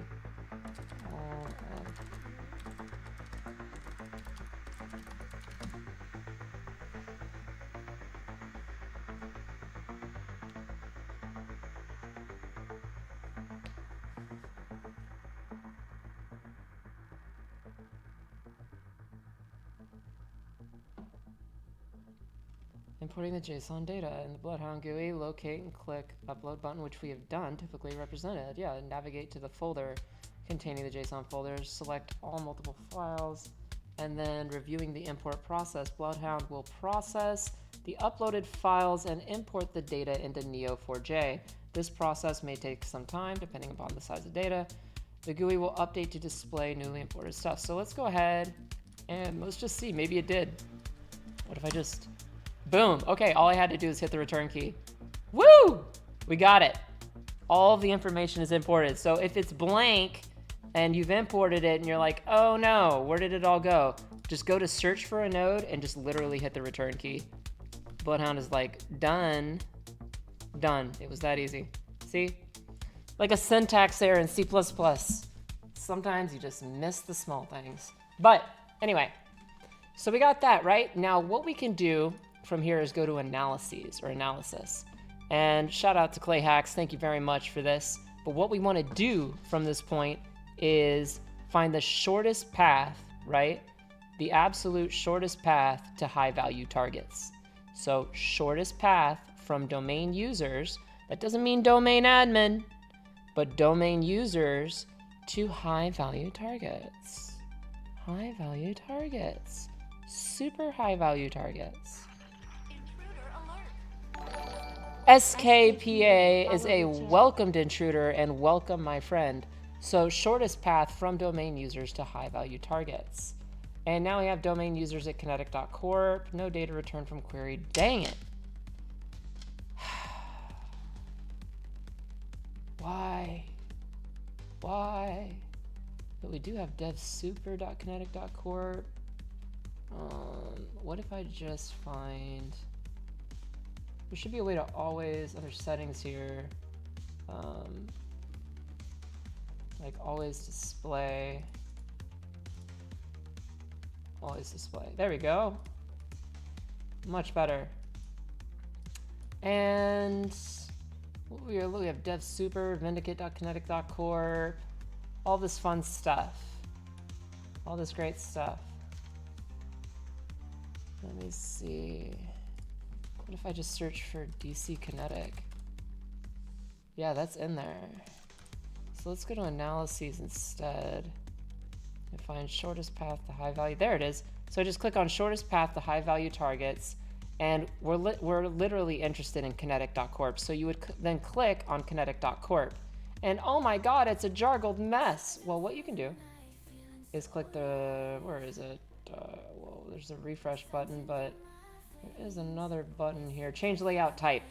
So what you can do is just click on change layout type. Matt9, welcome.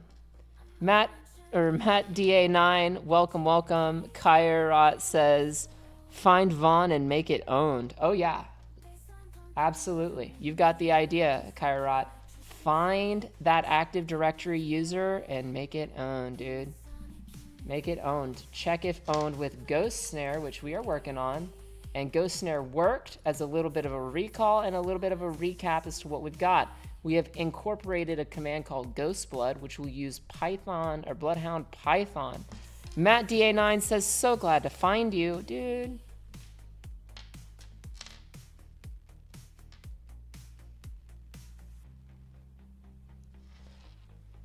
Thank you.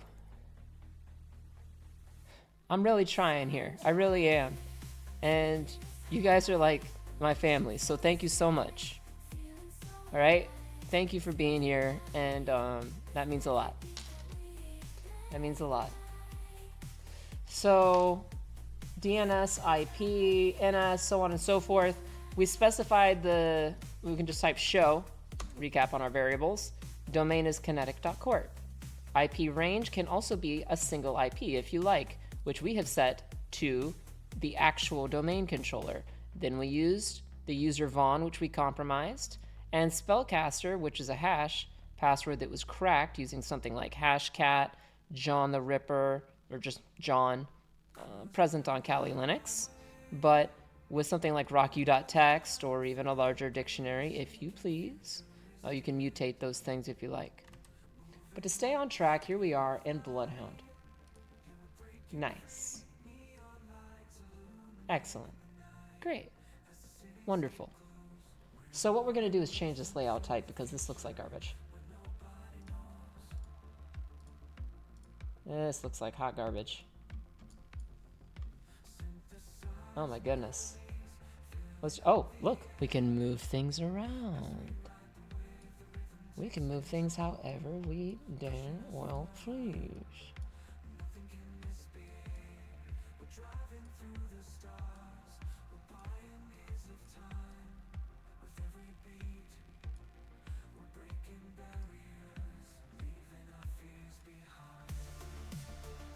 That's much nicer.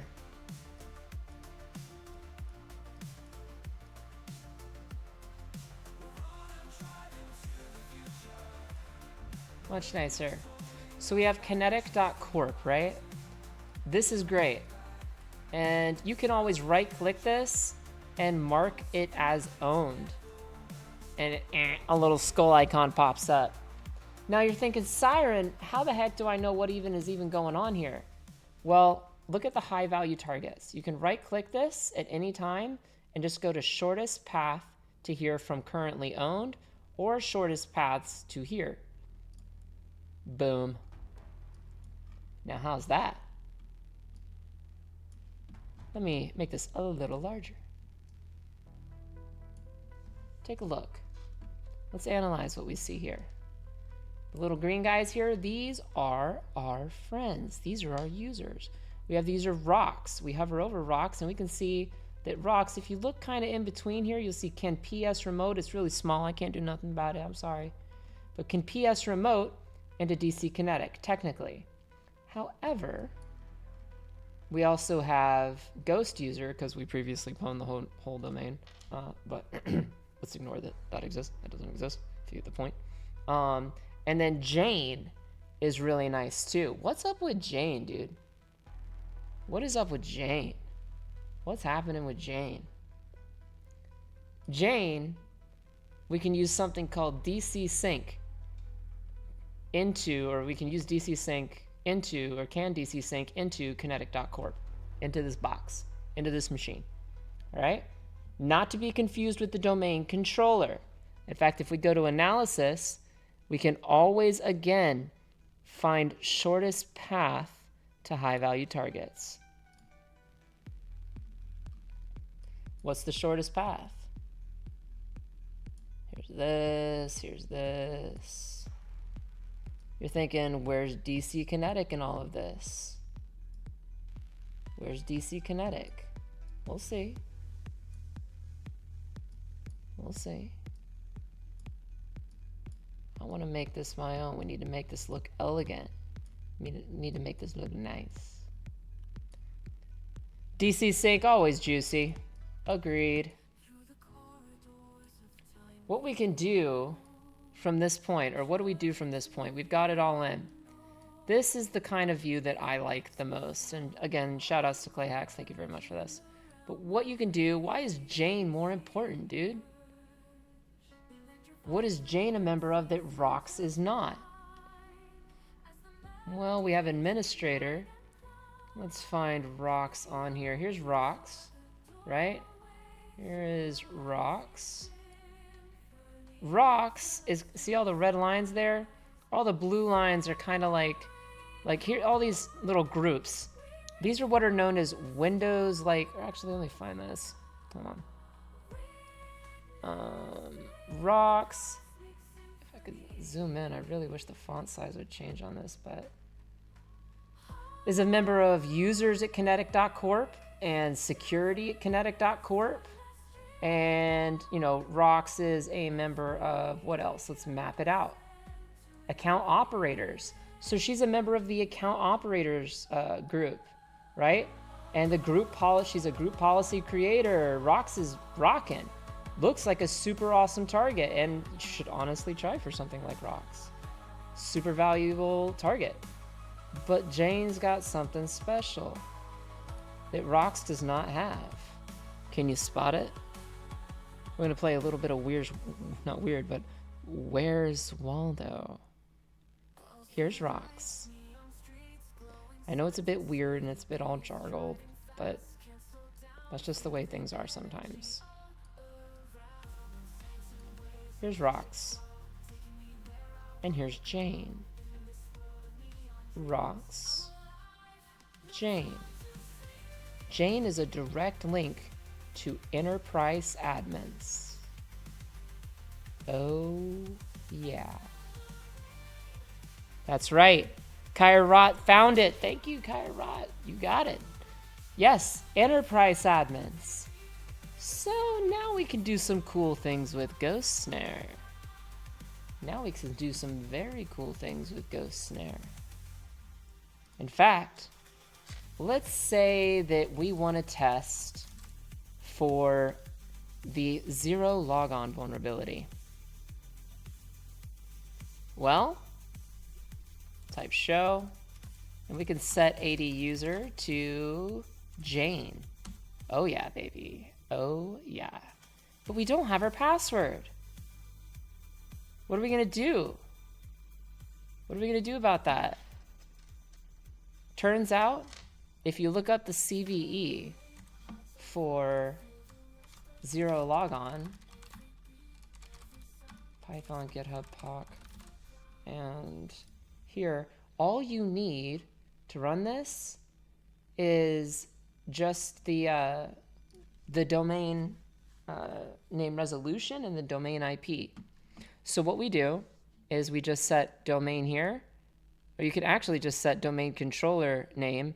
I've got this configured just for zero logon. So like set, how do I have this? Python --help. Python --help. Python GhostSnare --help. And we have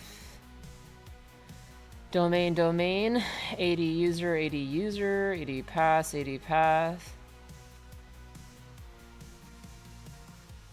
and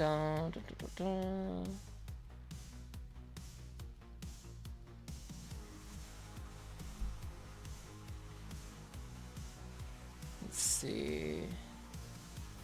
I think we can just say -- domain. So what we'll do here is Python GhostSnare, and we'll say maybe, yeah, I did -- domain user is, let's say, Jane. And but we really don't need that. We really don't need that. All we need in order for zero logon to work, if you've done your research and you know what zero logon is, you just say set domain equal to -- domain equal to DC kinetic. Domain -- or whatever. Getting scatterbrained. Sorry, I get tongue-tied sometimes. -- domain to DC kinetic and -- DC IP equal to 10.65. Your enumeration at this point should be textual. It should be in the notebook. You should have it on hand. 10.65.1.20. And that's it. Wait a second. DC IP.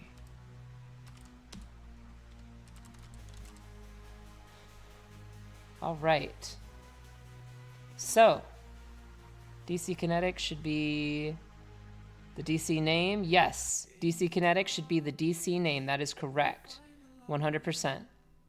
100%. If we go back to our enumeration here, you will find that we have kinetic.corp, right? But the actual, that's on 10.65.1.20. But if we go here back to just standard old nmap, and we do an nmap-f of 10.65.1.20, you'll see that that's up. And that should go great. Or excuse me, 1.21. Let's start at that. Start at the NS. Great, fantastic. Now let's subtract 1 and go to .20.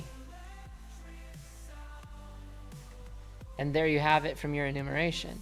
DC Kinetic.kinetic.corp. That is DC01 usual format dot domain, or yeah, dot domain, which is kinetic.corp. It could be think.local. It could be whatever, right? But that is the point there. Kinetic.corp domain, and the domain controller, or DC01, is DC Kinetic. So we go here, and you're not going to see DC Kinetic here unless you just type in DC Kinetic.kinetic.corp. And then you can right click that. And guess what? You can do shortest paths to here as well. Nice. Very nice. Super duper nice. So now we have that, and look, there's rocks. Ignore ghost user. No, we didn't actually autoclone this. An administrator, right? And Jane. A member of Enterprise Admins. Hello, Jane. Hi, my name is Jane. So, we have Jane. Excellent. Now, where were we? I just wanted to recap for some of the newer people that might not know or understand. Yeah, you can get that with a simple nmap scan. It'll say nmap scan report 4 then. Just remember that rule, guys. Subtract 1. Whenever you're doing your internal assessments and you find the domain, or you find the name server, so to speak, on the actual like class C range, just subtract 1. And by proper DNS configuration, that should give you almost always, in fact, always, yes, it should give you the actual, well, hostname resolution, which would be DC Kinetic. So let's go back to GhostSnare and type show. And we have our domain then set to DC Kinetic. Now, I'm going to exit out of this and just Python ghostsnare.py regular. I should set this to by Siren and crew. By Siren and Siren official. That's what we'll do. We'll do something like that. All right. So no questions thus far. Everything looking great. Everything looking awesome. Super duper.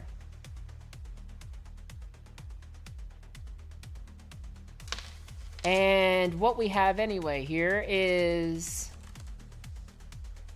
let's see. What we're going to do is set domain controller name, or I think yeah, set domain controller name. It should be like underscored. Let me go back.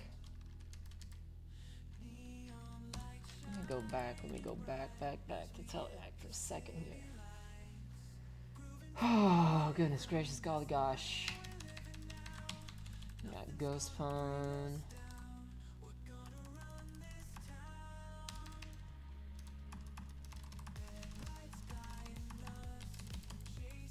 This should be good, but when setting it, forget. I mean, it's underscore. It should be simple, like just underscores, like the others. Let's see. I want it to be so simple.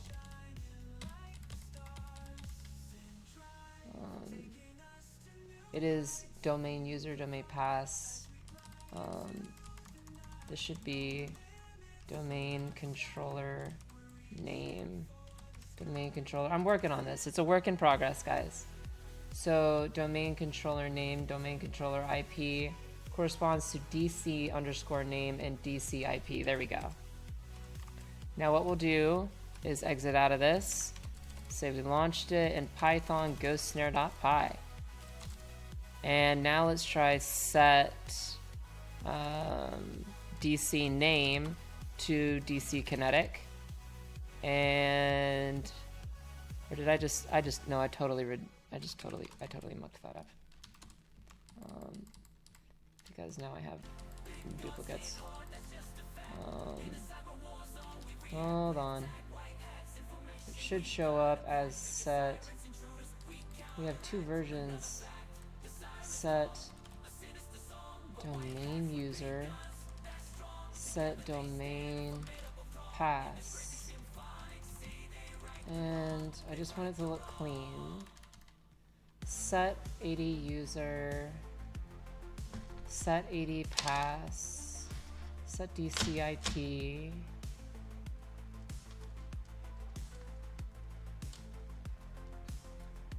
and set DC name to name. Let's save that and see how it looks.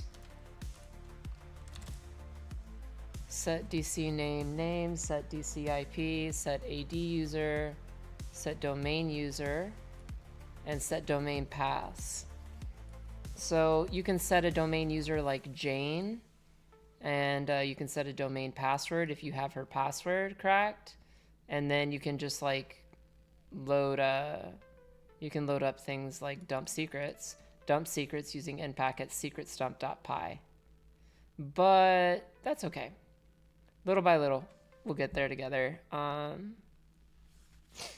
thank you guys for putting up with me here. I'm really trying to make this cool and fun and stuff. But let's try set. In fact, if I go back here and I look for, let's say, 0 logon. This is gonna take DC underscore name and DC IP. So it just takes DC name and DC IP. So we set DC name to DC kinetic. Oops, set DC name. Clear this. Set DC name to DC kinetic. Set DC IP to 10.65.1.20, which we enumerated. And we got a question in the chat from Kairot. What's the difference between, I assume you mean between domain user and Active Directory user in GhostSnare? Well, you can have any, look, in the world of Active Directory, just kind of like we have Rox over here, she's a domain user. In fact, you can find domain users. Jane, kinetic.corp, so on and so forth. But see here how Rox is an account operator and so on and so forth. To answer your question, there are domain users, right? So like there could be 100 domain users, like Vaughn that we had. Vaughn was a domain user. He was an Active Directory user, which was a member of a domain, therefore a domain user. And that's why I have just straight up AD user and AD pass. I have AD user, like such as Vaughn, and not secret pass, but spellcaster with a 3. So you can set AD pass to John's pass, which is AD, which is, it's been a long day at work, guys, excuse me. Let's see. I ran into some technical difficulties at work, so a bit stressed and scatterbrained, but I'm working through this. Set DC IP, and yeah. So then you have a domain. Then you're asking what's the difference between a domain user, right? Honestly, in this case, where was my logic? Let me check my logic with GhostSnare. Where was I going with this? Domain. What was it for again? It was for... I think it was for GhostSnare's... NetExic SMB. So specifically for, I'm going to show you something really cool down the line, but adding yourself, this is what it is for. In fact, I really should state this. Set domain user, and we'll say this is for in parentheses. This is for when we execute ghost poon. I believe it's not, yeah, it's, hold on, let me check again. Domain user. I had it there, let me go back.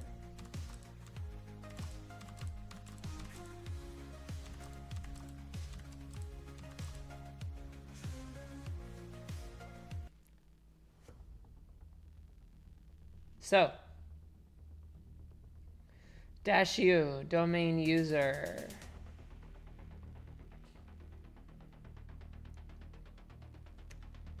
NetExic SMB. This is if you want to exec like a command. So specifically NetExic add domain user. What does this do? This is going to go through. Remember, if you don't recall, in the previous stream, we wanted to execute all of these commands. You want to add ghost user and ghost pass and so on and so forth, which realistically we really didn't end up needing, did we? No, we did.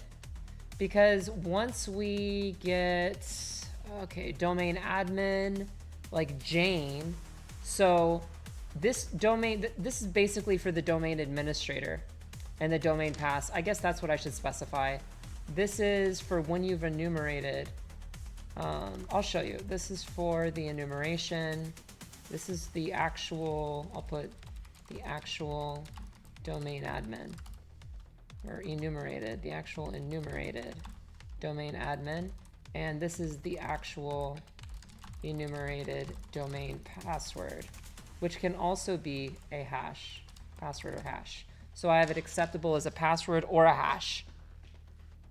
And with that being said, because it follows, all right, SIREN on the side and watch ghost pass does not work because it doesn't follow the domain's password policy. We don't see the terminal on the side and watch ghost pass not work because it does not follow the domain's password policy. Well, let's see. Little by little, guys, little by little. So let's exit this and boom, here we are. Let's type show. We have not set any variables. But let's say we have Jane's hash. We haven't gotten Jane's hash yet, have we? Remember, Jane is our target. Make no mistake, for any of the newbies that are still out there trying to follow along. Jane is our target here because she's a member of Enterprise Admins. And we got that through our new feature, which is Ghost Blood and GhostSnare, which utilizes Bloodhound Python. Super duper awesome. But now we need to try and compromise Jane on the master domain controller here, which is dckinetic.kinetic.corp, which means we're going to exploit something called zero logon, and we're going to test for something called zero logon here, right? So what we're going to do is set, in this case, domain equal to dckinetic, and set IP range to 10.65.1.20 from our enumeration. Then we just type load zero logon. And this will load the entire zero logon payload as if it were a module. Load zero logon. Oh wait, it needs DC name and DC IP. So let's set DC name. Why is that not in here? Domain, oh, I know what. I need to fix this so it's a little more legible. A little more legible. Ba-da-ba-bum. Let's see.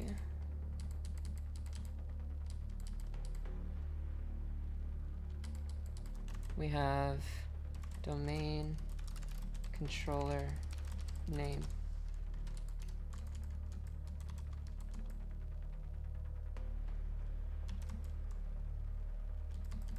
I'm gonna say DC, because it needed DC underscore name. Let's keep it as the variable itself so it reads normal, like DC name, DC IP as such. Booyah, drop jaw, wanna say Moni. All right. Control X, Y, enter. And now let's exit. Let's see how that looks. Little by little, little by little, little by little by little by little. Boom.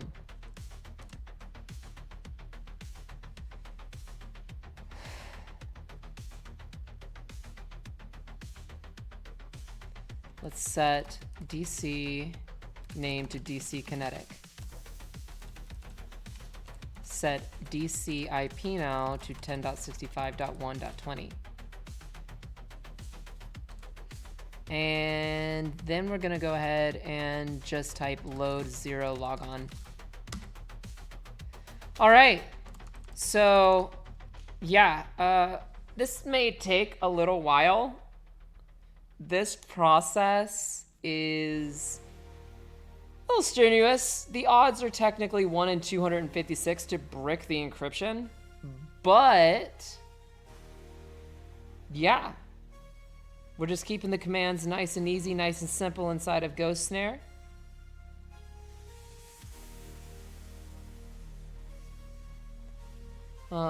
What I was talking about was the net user, ghost user, ghost passport, gamba. Okay. Yeah, no, I get you. No, I add ghost user and ghost pass flat. That way it's just, well, it's easy. It just goes across the entire Class C net, and it adds ghost user, ghost pass. But right now what we're trying to do is a little bit of recap. Is trying to exploit dckinetic.corp, the actual domain controller here. We're trying to exploit that with 0 logon within GhostSnare. Believe! Gifting even more subs, man. You gotta believe. Believe in love, believe in hope, believe in compassion. And we gotta believe in each other. Have a coffee and some subs. Dude, Believe is like the freaking hero around here. Believe. Thank you, thank you, thank you, and thank you, and thank you, and thank you, and thank you, Believe. Or Believe underscore. Thank you so much, my friend. Thank you so much. And we have gifted a tier 1 sub to Best Sphinx. We have gifted a tier 1 sub to AJ Magic 2191. Enjoy it. Deep Space 9. Dude, somebody in here, Believe is just rocking this. Deep Space 9. Alinsmelia, welcome. Drinky Crow 710. Welcome to the Siren official family. And let me go ahead while this is running and get you DC Kinetic, or excuse me, YouTube and Discord and bling bling, baby. So, Siren knows what's up. Stay close to her, y'all. Thank you, Believe, man. He's my freaking hero right now. Thank you so much, Believe. Thank you. Like, thank you. Thank you. Thank you, thank you, thank you, thank you, thank you, thank you, man. I owe you a beer one day. If we ever meet up at DEF CON, I owe you a beer. I owe you like 10 beers or 20 beers. Dude, I owe you a lot of beers. S1REN Where does the bling bling official catchphrase beer come for from, 0 Siren? bits. So I've gotten that in the past. You guys can check that out. For sure, Believe, for sure. And all right, how we doing here in the chat? We're doing good. Everybody else, oh, dude, tips here. Hey, Siren Official, you should do bookstore on Hacker Hub. Ooh. What is bookstore, dude? Tell me about bookstore. Well, all this good stuff goes. I mean, did we not mention that we just got freaking Bloodhound incorporated directly and nicely and cleanly into GhostSnare because that is what we have done. It's an insane box by John Hammond. Web app heavy, dude. Heck yeah. Heck yeah. I got some plans though. I got some plans. And what we're gonna do is actually tackle an entire range here called Roadhouse, which is catered at gaining and, you know, from a real world perspective, gaining that foothold and so on and so forth. It has an awesome attack chain, dude. I'm interested now. Now you got me kind of interested here. What did John Hammond do? What did that guy do? Super duper awesome. So yeah, we're gonna be doing this because this has a lot of machines, and you know, maybe we can educate on some of the newer people in cybersecurity, some of the more people that are like moderate to, you know, higher skill levels, and even, you know, so on and so forth, even critical on web application security methodologies, so on and so forth. You also pwned it unintentionally twice. Hilarious, dude. Hilarious. What was it? Was it like you sent along a request and repeater, and then it replied back in the headers with something like the whole app was totally clean, but the headers replied back with something stupid like an out-of-date service or something like that it was using? Don't spoil it. Don't you spoil it for me. I don't want to know. I don't want to know yet. Everything in time, man. Everything in time. So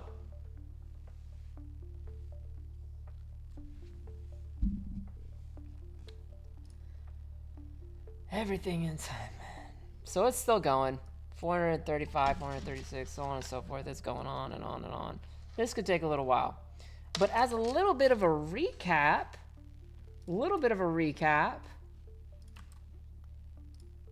we are targeting dckinetic.kinetic.corp with 0 logon. So we just typed the load 0 logon vulnerability for everyone else out there. We have the load 0 logon vulnerability, boom. And I modified it too. So domain admin account has been set, hash has been set to null. And then voila. Voila freaking la. Been set to null. And that's the domain admin account, guys, for the newer people that might be listening. That's the domain admin account. And if we go back to Bloodhound, the Bloodhound graphical user interface, Jane is a member of Enterprise Admins. She is like the leader, the head of dckinetic.kinetic.corp. She is our target, not Rox. Rox is a member of account operators. She can do fun account operator stuff and so on and so forth. And we're gonna ignore Ghost User for the time being, okay? And then we have the standard administrator at kinetic.corp. Now, you're probably wondering, how the heck, once we get that, what do we do with that? If it's been set to null, I've got you covered. I've got you so covered. Watch this. So now we can just type, let's type show variables here. Set AD user to Jane, I believe it is, and set AD pass. I'm gonna have to remember. I believe it was like this, and as such, and then we end up running dump secrets, and this will run secrets_dump.py. I'm pretty sure I might have this wrong. Yeah, set DC name to DC kinetic, set DC IP to 10.65.1.20. And then we run secrets dump, or dump secrets. I thought I had set that. Set show DC name, DC IP, and domain. Oh, and the domain itself. Set domain to kinetic.corp. And now we just kind of keep it easy, man. We keep it easy. We keep it easy like that. And now we can clear, show the variables. And if we run dump secrets and specify no password, it may say, oh, status logon failure. Attempted logon is invalid. Well, we've gotten this before, and that's okay. That's okay. What if we go back to our SMB pass and just grab this part and set AD pass to this and dump secrets? Still an error. I had this issue before, man. Secrets dump is so freaking finicky with this. I'm sorry. Almost cursed.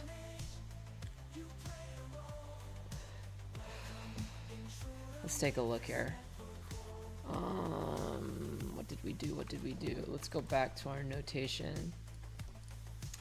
We're gonna type 80 ref. So we ended up running dckinetic.kinetic.corp as dckinetic. Maybe we have to set that. Here, let me nano this and go to secrets dump and just see my code logic here. Secrets dump.py. There we go. Takes DC name, domain, DC underscore name, and DC IP.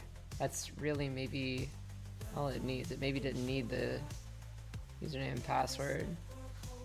So if we try this, set DC name domain, let's see here. Short variables. Set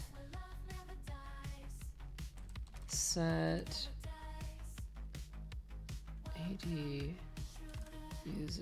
Let's exit out of this. I just want to copy this for a moment. Although we really shouldn't need it. Let's exit and reload Python GhostSnare.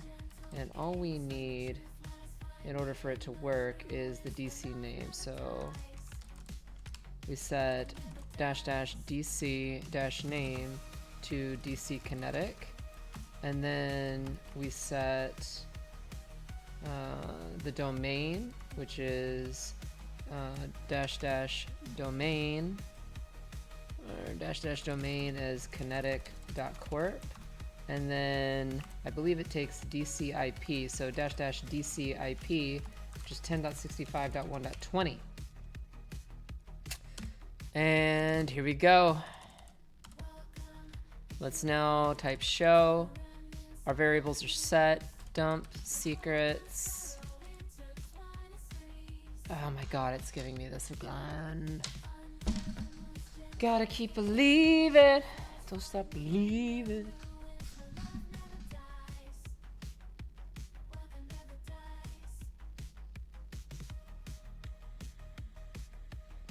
Status logon failure. Invalid username or authentication information, which is bogus because I totally know that it works. In fact, if I just print print the formatted string debug and command, then run it. Let's see.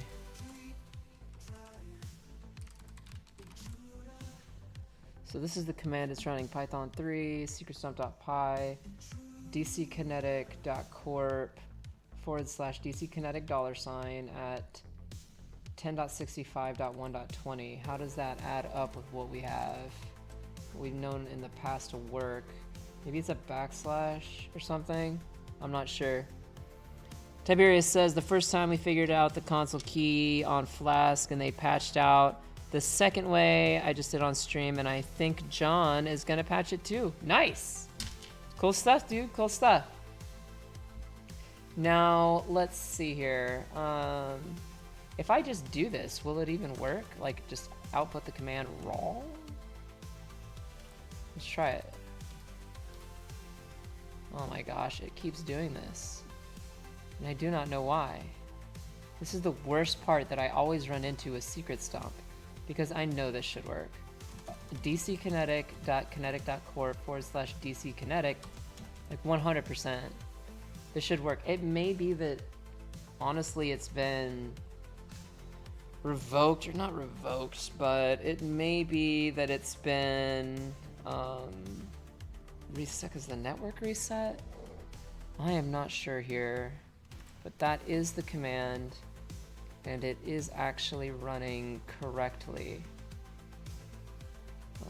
Minus a backslash, though. I mean, we could try that.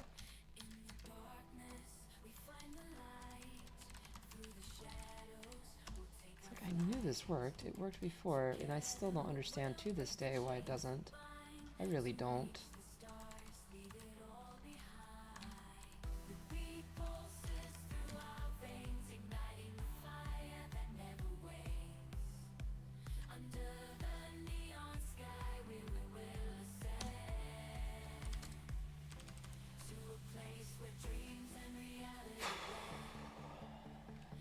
Dump secrets.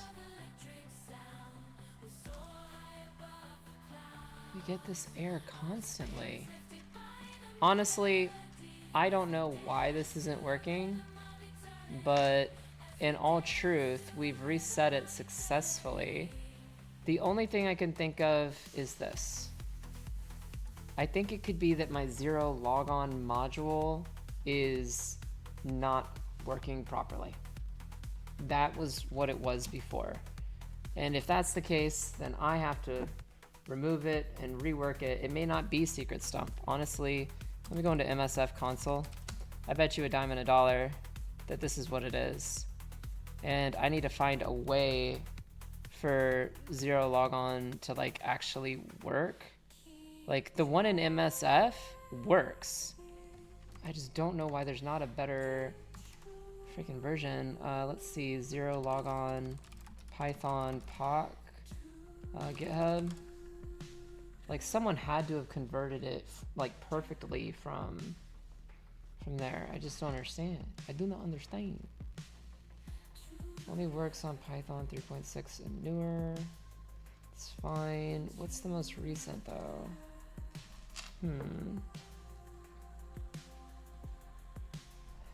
I apologize, guys. I know we're losing viewers here, but you know, we're working on it. The better we get at this, the better GhostSnare will be.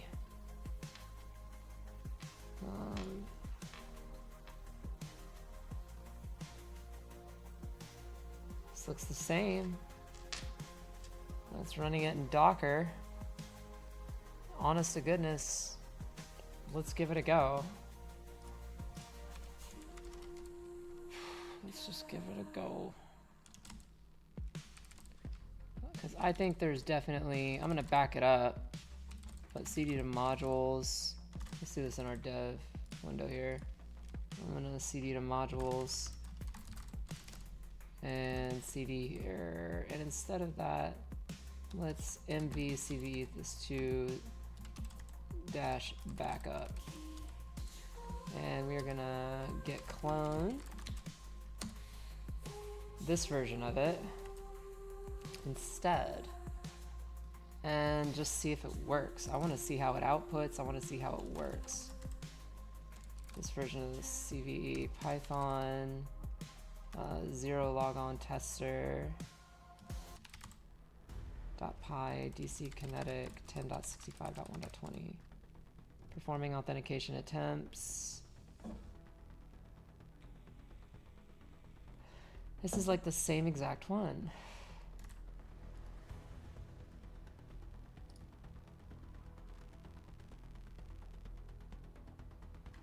Set MTPW. Zero logon. Does it do it both? Set MTPW. Yeah, hold on. This might be better. Forget this. RM CVE. RM-R CVE this. I need a sudo switch user here. So we're gonna do my password and then RM-R this version because that's the same one. And then we're gonna get clone this version and Let's try MV or just Python set empty PW. So this is the 0 logon vulnerability, make no mistake, and it should just take the NetBIOS name, which is DC Kinetic. Yeah, DC Kinetic 10.65.1.20. Let's see if this works. Still providing those equal signs, but if it works, it works. I don't want to have to use Metasploit. That's the idea. Cypher says, we vibing. Good stuff. We vibing around here. Alright, whoa, hello. This is a little different. Success. DC should now be an empty string. And then it says to run secrets dump. So let me just try loading, or going back in Python GhostSnare as we had it. And then dump secrets. Dang it. It really doesn't want to work. Let's see how this goes. -sam, save, sam.save, systems, save. Okay. I do not know here. I do not know, which should get you domain admin. After that, WMI exit.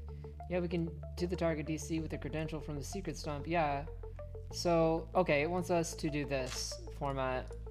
I'm gonna do a little gedit ASDF for a moment. And actually, yeah, no, let's just cancel, leave this. So this should be the blank hash, right? And this then should be the format. And let's try this. I don't know any other way to say that, but let's try it. We're gonna nano // ghostsnare.py -l, and what we'll do is bring this over, and let's go to our ghosts, or our secret stump .py and check around. Let me load this command in here to make sure it loads up right. Secret stump -hashes.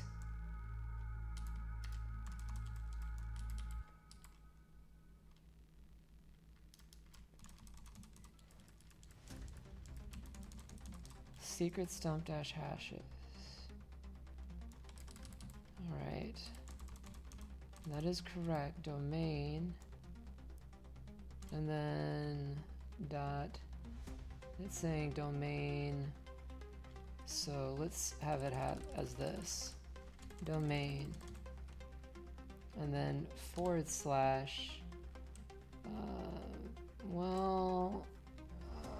Domain or DC name. That would be DC. The domain controller name. And then $, at the DC IP. I don't know if this is gonna work, but we're gonna print the debug anyway. It's worth a shot. Worth a shot. So we get it perfect, so we get it all right. We're gonna dump secrets.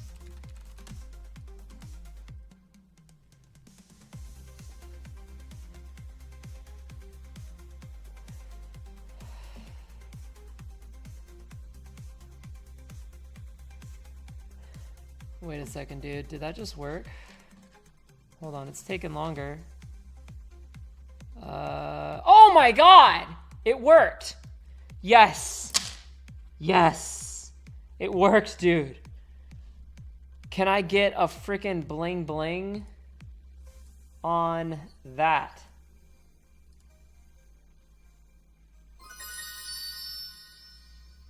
It worked.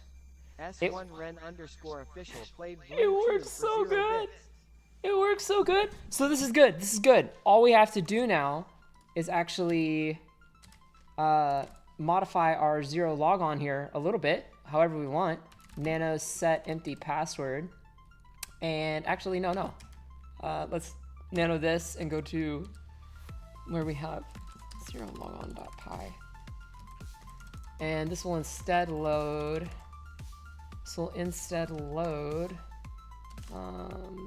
well, it's going to be, we're going to env 0logon to the name of the CVE, because that's the way I want it, is module by CVE. And mv 0logon dash 2020 1472 / and mv0 that, and that way we can keep that consistent. So that's consistent, and instead of 0logon, we'll just supply this 1462, and we'll set empty pw.py, and the arguments are going to be exactly the same, like exactly the same. Everything else is exactly the same. And if we exit ghost, or you can just type loot at any time. The cool thing is you can just type loot, and that's all your loot. Like, how freaking sick is that? Beautiful, huh? Adon as Ryan says, bling bling. Thank you, Adon as Ryan. Thank you so much. Thank you so much. Thank you, my friend. Thank you and thank you. Because we try harder around here, man. We're gonna get this working. Whoa! Dude, Believe, what are you doing? Are you trying to help me hit this 200? Dude, the sub sickness. The sub sickness. Believe gifted a tier 1 sub to Nightmare. Believe gifted a tier 1 sub to Killer Process 9. Mark H and NC, welcome. Shark Attack. Core functions initiated. You guys, welcome to the Siren official family. Let me get you those links. Exclamation point YouTube. Exclamation point Discord. And exclamation point bling bling.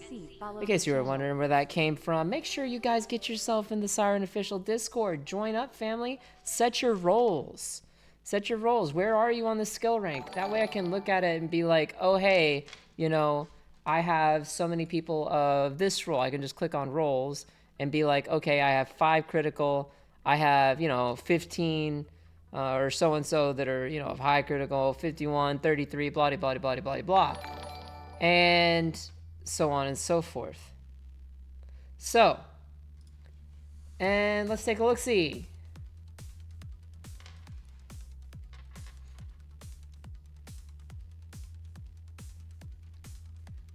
Go ahead and get yourself the roles, though. Go ahead and get yourself the roles. Do that. And if you don't, that's okay. You can just stick around the Discord, but do join, because that's when I'm going to be giving out the ad here alerts for when we actually go live. And yeah. Then you can just follow along with Siren. You can follow along with myself, myself, and Irene. And welcome again to the Siren official family. And thank you again to Believe, and thank you, and thank you, and thank you, and thank you. Because you gotta believe. That's one thing Believe and I share in common. You gotta believe, man. If you don't believe, what do you got? If you don't believe in something, what do you have anyway? You gotta believe. So, I mean, we're at 65 subs of our 200 sub goal. Like, a couple more days working on GhostSnare and just getting everything perfect, and I think we could be close to even having our car payment taken care of. Bless you. Believe, bless you. Freaking hero around these parts, man. Freaking hero. Oh. All right. Let's go ahead and keep cruising. Just cruising. Like YT Cracker, man. Just cruising. Just vibing. So we got all this loot, baby. We got all this loot. And, I mean, we got beauty here. Now that we have that, we need to identify. So what would we do here for the newer people? If you want to learn something, go ahead and ask a question. You know, Are you confused about anything going on up in here? Anything I can help with at all? Anything I can help with at all? Any like questions? Any questions as to why we go for Jane?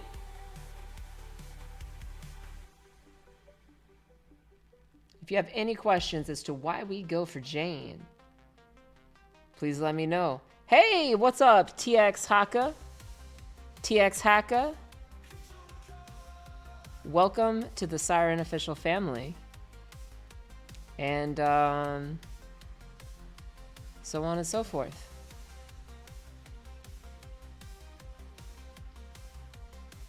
So, welcome, friend. And if you'd like to drop a follow, then... Oh, Doc Holiday. Dude, Doc Holiday, 985. Welcome and thank you for the follow. Make sure you drop into our Discord if you're interested in cybersecurity. That's what we do around here. We could try and get people into proactive security, information security, cybersecurity, however you want to call it. That's how we do it. That's how we do it. That's how we do it. And if you're interested in proactive cybersecurity, so on and so forth, I'm here. I'll be your de facto certs. I'll be your de facto source because all of these certs out there these days are crazy expensive. And yeah, you gotta get them. And please go for the OSCP. Like, please go to get your OSCP. Please become an offensive security certified professional. And, you know, shout outs to OffSec. Shout outs to them for that. But I know inflation is high, and I know it's tough times, so I'm kind of starting this initiative to get people into security regardless. So how are you enjoying the new job? Dude, I'm loving the new job, Roll for Combat. Thank you for coming back. I'm loving my company. I work at Security Innovation. I'm absolutely loving the new job. And welcome, TX Haka. Welcome, welcome. Or T-Shaka, my bad. Welcome, T-Shaka. T-Shaka says, I got OSWE, but yeah, prices are very high, dude. I did actually contribute, technically, truthful. I did actually contribute a little bit to the sequel portion of the OSWE. So if you are certified with the OSWE, shout outs to the original authors there. They know who they are. But I did contribute a little bit to that too. But my baby is that OSWA. Adon as Ryan says, OffSec is way too long into the game. That's why it's so recognized. Yeah, dude. It's just, I've been with like OffSec since I was, you can't see it, but since I was yay high, if you get my drift. Like, I've been, it was Millworm, and that was like, to get a little bit of history lesson for any of the viewers, it was Millworm, which was super, super important in the world of weaponized code, because there were too many black hats out there, and a lot of that code had like back doors in it, and everybody was trying to backdoor each other and whatnot, until Millworm came along and they were like, wait a second, we got this, and we're going to work with, you know, the government and so on and so forth, and we're going to keep this straightforward, and we're going to verify all the weaponized code. Weaponized code, that's a godsend for the government, that they can use those tools, that they can use those exploits and so on and so forth, and not have to worry about a malicious backdoor, that it's been critically peer reviewed and by professionals in the industry, or the sector rather, in the security sector, and then they can just use them as necessary without having to worry, or that the white hat invasion could actually continue, because we need more white hats in this world. We need way more ethical hackers. We need way more ethical hackers in this world. And that's your history lesson, but not done yet. Millworm then turned into the exploit database, and the exploit database by offensive security.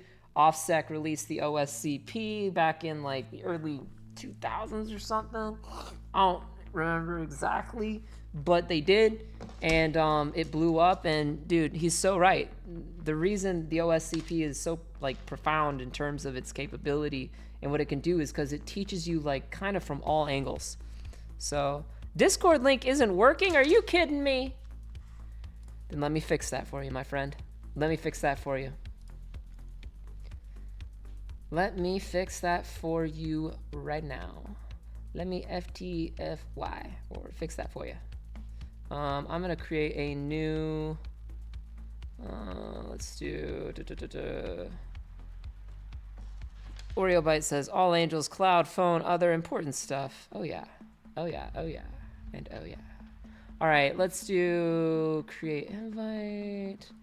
I'll just create an invite to the general chat. I thought I had made it permanent. Gotta do it again. Invite people. And let's go ahead here. Discord can be funky sometimes, man. Who knows? I don't want to invite people. I want to invite all people to general chat. Create server invite. Where the heck is it? Invite people. Server boost. Where was it? Discord. Create channel. Invite people. No. I want to create an invite. Here, it's like they changed it. Did they change it? Invite people, copy link. It's like it's gone.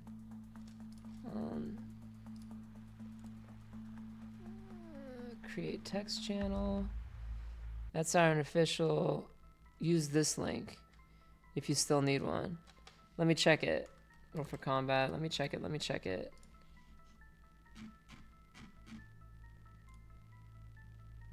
Copy link address is discord.gg. So let's see. Links to S1REN official. Okay, perfect. Let me go ahead and go to my Nightbot and log in and get that fixed for you guys. I do apologize. We're gonna get that fixed and log in.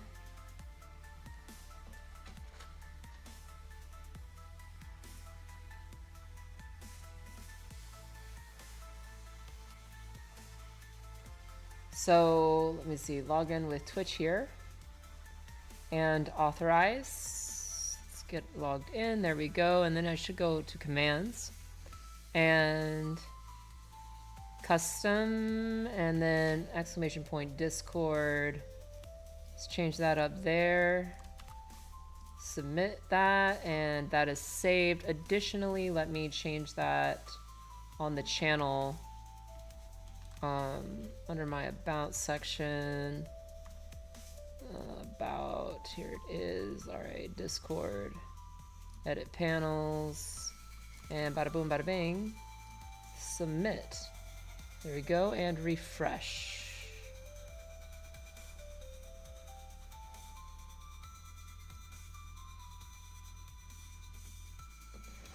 So what are we looking at on the screen, Doc Holliday? Well, we are looking at what is known as Active Directory information. And more specifically, we're looking at groups, right? We're looking at groups like the enterprise admin groups, domain admin groups, administrative groups, enterprise key admins groups, so on and so forth. And then the little green ones here, these are our users. We have an administrator, we have rocks, and then this one over here is Jane. Hi, Jane. If anybody has ever seen the film Predestination, you have, hi, my name is Jane. Well, hi, my name is Jane, and I am connected to enterprise admins. Enterprise admins. Can someone in the chat do me a favor and just type exclamation point Discord and see if that works now? That'd be great. But nonetheless, we got enterprise admins and dckinetic.kinetic.corp.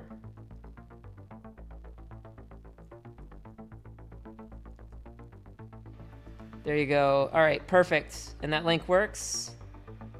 Tashanka, or rather, TX Tashaka. Thank you, thumbs up. Thank you, TX Tashaka. Thank you so much.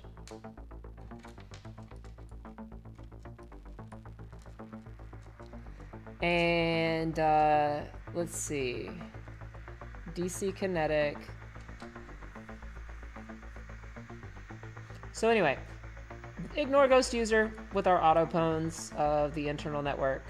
For the time being, we've enumerated dckinetic.kinetic.corp. And that is what you are looking at. You are looking at Bloodhound from a graphical user interface perspective. Where did we get that information? Well, our little custom tool that we are building. It's Chaka. Got you, Chaka. Thank you, Chaka. Thank you, Chaka, Chaka, Chaka. So, what we have here is Ghost Blood. Utilize Bloodhound Python to gather .json data for the Bloodhound GUI. So what do we got? Well, we just type Ghost Blood, right? Right? Uh-oh. We have to set an AD user, man. Which means you need a foothold in the network. And if you get a foothold in the network, you can have if you have a real AD user, then you're golden, man. You're golden for Bloodhound Python. Watch this. And which is integrated directly into GhostSnare. So we'll set AD user to one that we had exploited, or rather one that we had compromised, which was Vaughn. And we had that, and then we have set AD pass to, it was secret pass. It was, what was it? Oh my gosh.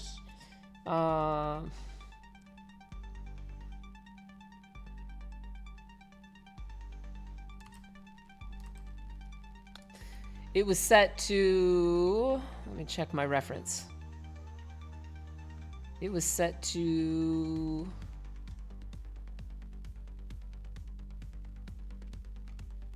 let's see, Vaughn. Spellcaster with the 3. Thank you, Believe. Thank you. And so Spellcaster. And then set the IP range.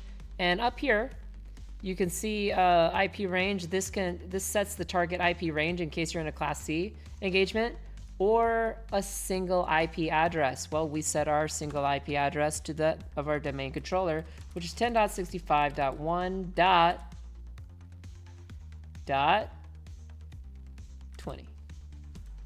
Now, what we can do is essentially kind of just type Ghost Blood. Ghost Blood. And GhostSnare takes care of the rest.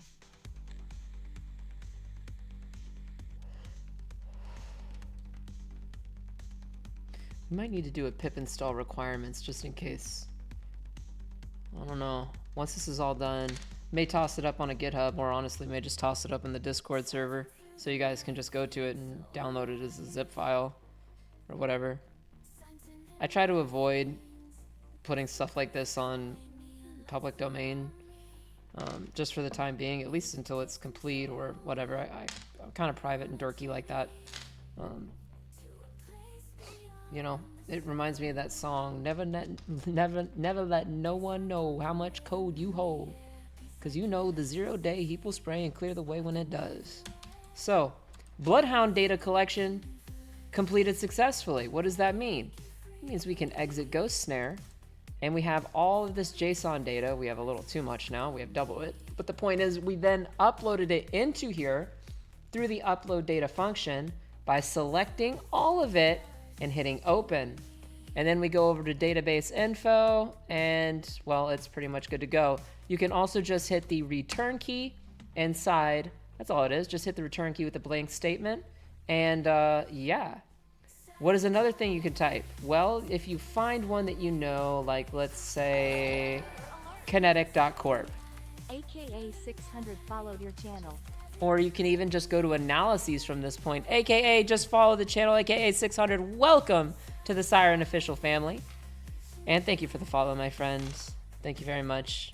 And if you find this content educational, if you find it helpful, if you find my methodologies helpful, that I have worked very hard for to try and provide to the world, then by all means, please consider a subscription, maybe down the line, if you have it in your heart. Till then, though, keep with me. What we got up here is Bloodhound from the graphical user interface. And this is all just a bunch of computers that exist on little boxes that exist on the kinetic.corp domain. So what we go is we click on analysis after we've imported it, and then we find the shortest path to high value targets, and you're gonna get a little pop-up. Not Spire.corp, we want Kinetic.corp. Boom. And it's all funky and it looks all crazy and this jazz and that jazz. All this funky stuff. It's a spider web and it's gross and it's disgusting. Well, what you can do is click change layout type however you like, or you can organize it however you like. But what we're doing is we're going for lethal, right? So how do we go for lethal on this? Am I into binary exploitation, Siren? Dude, hell yeah. BinExp is awesome. I took up through, look, as far as my binary exploitation I got up through the OSED like halfway to slightly 3/4 of the way, mostly halfway. But, you know, through like island hopping, structured exception handling, I know my way around some ASM. I know my way around some assembly. I know my way around some reversing and so on and so forth. I can speak the lingo a little bit, but I try to keep my focus on the largest attack surfaces and the most prevalent attack surfaces at this time. And these days with cloud engagements and so on and so forth, if you guys don't have this kind of stuff down, then it's going to be tough. I can tell you that much, because then you're going to have to break out. If you're authorized, only if you're authorized, then you're going to have to break out of that machine. If it's misconfigured, you'll find yourself in an entirely new network. If you're authorized for that scope, and that's in your ROE, which is what we call rules of engagement. If that's off, or if that's, you know, on, then you can just, it might be that you're just completely authorized for an entire internal assessment as far as you can go. A red team will often usually have an ROE ahead of time, along with a playbook alongside stakeholders to kind of say, look, this is the way that things are going to go. And, you know, you work with the stakeholders and you work with those people and you lay out, like, not a lesson plan, but you lay out kind of a set of rules, right? Like how long the engagement is going to go. What is the target scope? What is out of scope, or OOS? Call that OOS for short. So simple things like that, man. You get a couple signatures, you're authorized for an engagement, and you're good to go. More or less. Basically that simple. But what we're looking at here, to bring it back home, is a whole bunch of gargly gluck. This might look like a whole bunch of gargly gluck to a bunch of new people, but really, the green ones are users. The yellow ones here are a bunch of Windows computer groups, like print operators, backup operators, group policy creators, so on and so forth, domain admins, yada, yada, yada. You get the point. And here we have Kinetic.corp. So before we wrap this up, I'm going to show you. You can right click this, mark it as owned, and you can also find the shortest path to here from owned, or just shortest path to here. Now, Kinetic.corp falls on .21. But you subtract one, and you end up with, if we do an nmap of 10.65. Just do a -f of 10.65.1.21. Just to recap, right? You're going to see, well, we're going to actually have to do -- script equal to SMB. We can do -p139 445 139 135 445, and we can do -a, and this will show you something interesting. This will kind of give back some server message block information. I think it was SMB-enum shares, but another way you could do it, actually, you don't even have to run -a. You can do -- script is equal to SMB tac star, or tac enum -star, I believe. Enum all. I feel so fake as a pen tester, LOL, I hate it, man. Let me tell you, I've been there, and that is factual. I've been there. It's called imposter syndrome. And the more that you go with this, I promise you, the better you will get. So we ran into some script execution errors here. It might be that I have to specify -A. But the long story short is you're going to end up getting this back, right? This is like with our nmap -A scan, so on and so forth. But look, this is the important part that we got for 10.65.1.21. And this is the NS, not the domain, the name server, right? Or like the DNS, domain name server. Well, DNS -1 usually in proper DNS configuration will give you the domain controller. So if we subtract 1 from the 4th octet here, and we just do a quick scan, like -F of 10.65.1.20, wait for it, boom, we end up getting DC kinetic in our enumeration. And if you go into here and just type in DC kinetic and hit the return key, look at that machine. That's the domain controller. That's it right there. That is it right there. -1, DC kinetic, punch it in Bloodhound, dckinetic.kinetic.corp. And then you right click and you can hit shortest path to here. And that is what's going on inside of Bloodhound. So, that being said, guys, I'm going to load up Python GhostSnare.py and demonstrate Ghost Pwn. Seriously, it's Ghost Pwn, but we're going to have to set variables. So we set our AD user. And wait a second, we just had Jane. Hold on. We cracked Jane. We got Jane's hash, which was great. Now what we need to do is run the ghost pwn command. So we set the AD user to Jane, and we're gonna have to set the AD pass to what it was. Oh goodness, did I lose that? I might have lost that, but that is okay. I can exit this. It was one of these. I think we had it in here.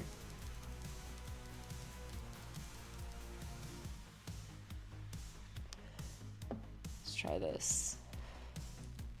Domain pass, copy that, and then LL, and we'll Python GhostSnare.py.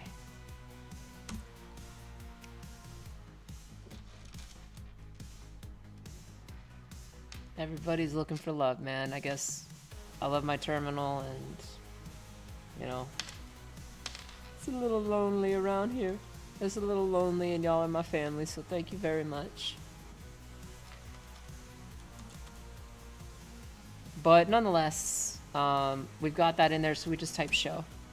And we can set, we can type ghost pwn, right? And we need to set the AD user to Jane and set the AD pass to this hash.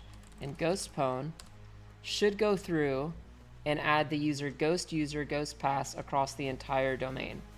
Oh, wait a second, that didn't work. We set none. It's showing none. Well, that's why we have the domain user, which is Jane. So let's exit this and type show, and we set domain user to Jane and set the domain pass to the hash that we got back from secret stump, or our dump secrets command. And now, that should not be set to none. I don't know what happened there. Show. Okay, there we go. Yeah, it unset the others. Perfect. Okay, now what we can do is basically type ghost pwn. Oh my gosh, why is it doing this? Set AD user. Let's try both. Jane. Set AD pass this. And ghost pwn. There we go. Alright, so apparently I had to set both in my logic. I can. No, we're missing another thing. We're missing another thing. set. This is ghostpwn is like the master command that you have to set at the end. So please do bear with me. I'm working on it. AD user or domain user to Jane, and set domain pass to this hash right here, and set AD. Actually, that would be from our loot. So let's go up to loot and find Jane. Jane, where are you, Jane? Where are you, Jane? I'm gonna go back to my terminal here for a moment. And we're gonna go back and cat star.txt and grep-i for Jane. And it is not in here yet. Okay. So it's not in here, but we have all the loot that we need. All the loot that we freaking need. So let's see, Jane, where are you? Where are you, Jane?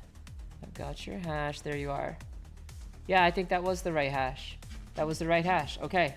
So set, let's show. It's okay though. Let's see. I know this takes a little while, guys, but we'll get this. Set AD user to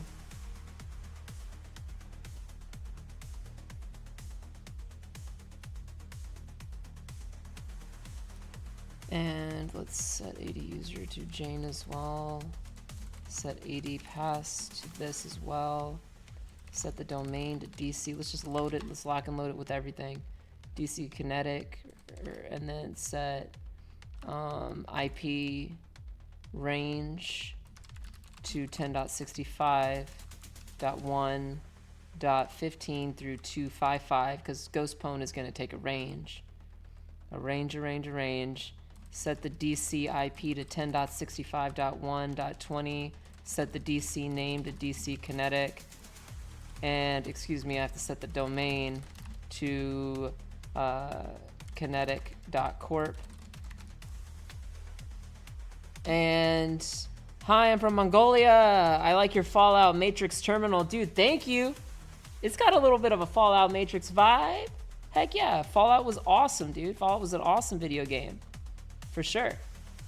But this ain't no game. This is the real. So,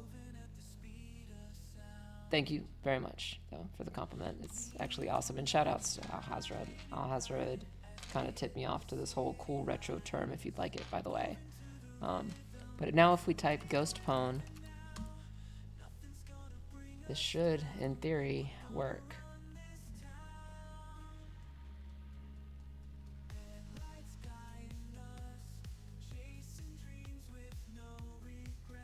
Come on. It may not authenticate, but it may.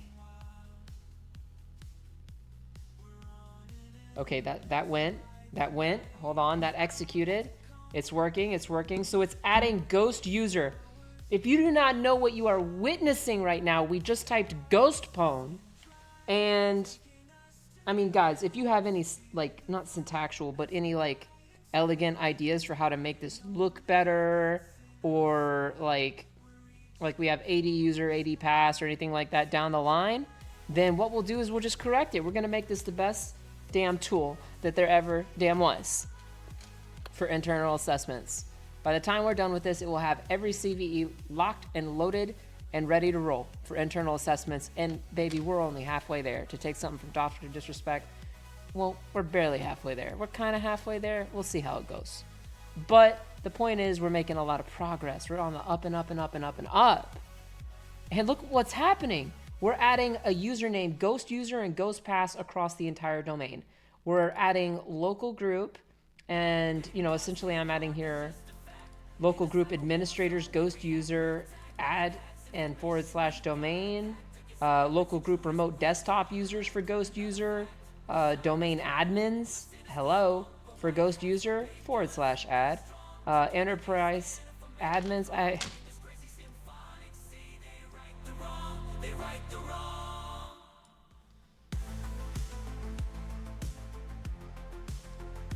If you don't know what you're witnessing right now, man, don't worry about it.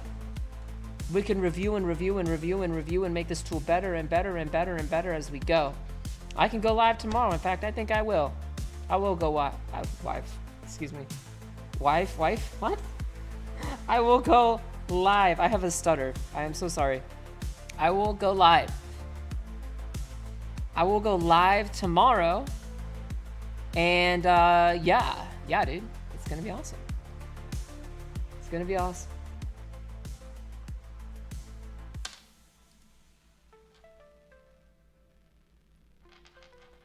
Let's see. All commands executed. So at this point,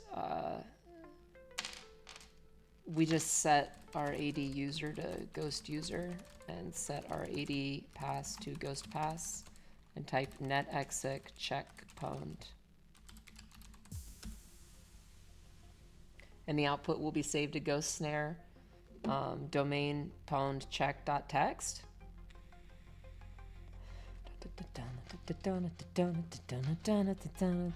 And you better believe that this will be up on YouTube tonight. I promise you that. I promise you that. Check it.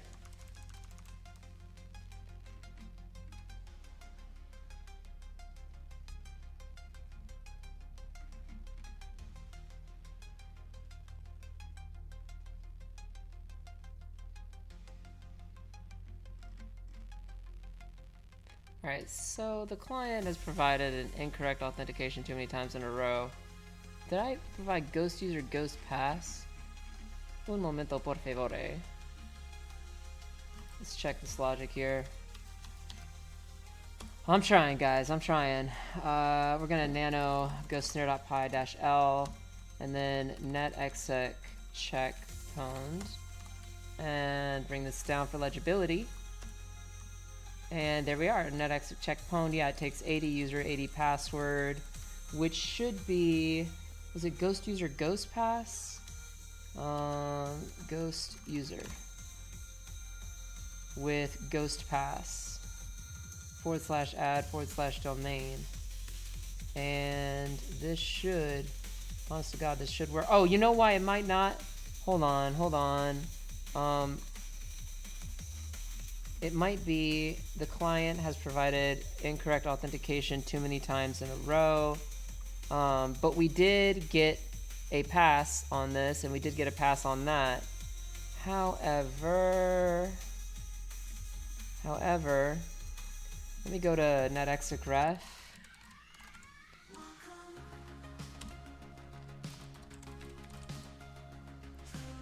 Exit this. Netexec reference. And let me just check this straight up with netexec as the user ghost user and ghost pass.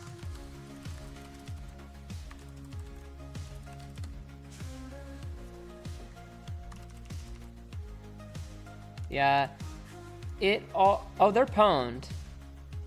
Okay, they're pwned. They're all, yeah, no, it's already, the reason we're getting this is because we've already got ghost user and ghost pass. That's why. Oh yeah, remember that little thing I told you to ignore?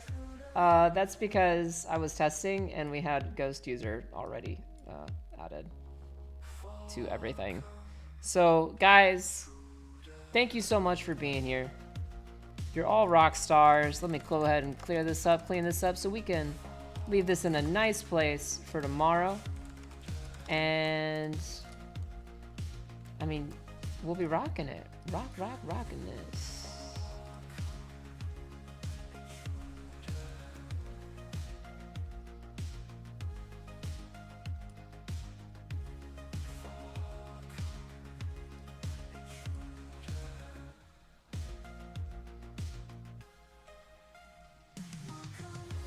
So, yeah, I mean, let me get this to a good place. Have that here. Have that here. We're still connected to the VPN. We're still connected to the VEEPs. And, check it. Oh, And we're gonna telnet to telehack.com on 23. Like the ARPANET days. Oh, ooh, no, screw this. We're gonna do this in the terminal here before we end. One of my favorite BBSs in the world. It is an actual archive of the entire ARPANET. So check this out, telnet telehack.com on 23. And it is also a fun not video game, but fun terminal command line game that teaches you like the core principles of hacking, like file transfers, maintaining access. And it's pretty realistic, at least to the old days, the BBS days. And if you want a gamification of it, I mean, dude, it's right there and it's free. So we type Star Wars, and you can even see Star Wars if you like. Not even joking. You can just watch Star Wars.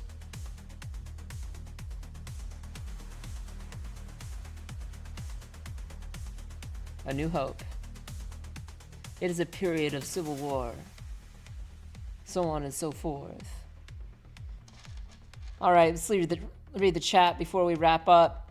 Did I miss anybody? You should watch Fallout on Amazon. Good series. Dude, I've been waiting for that movie.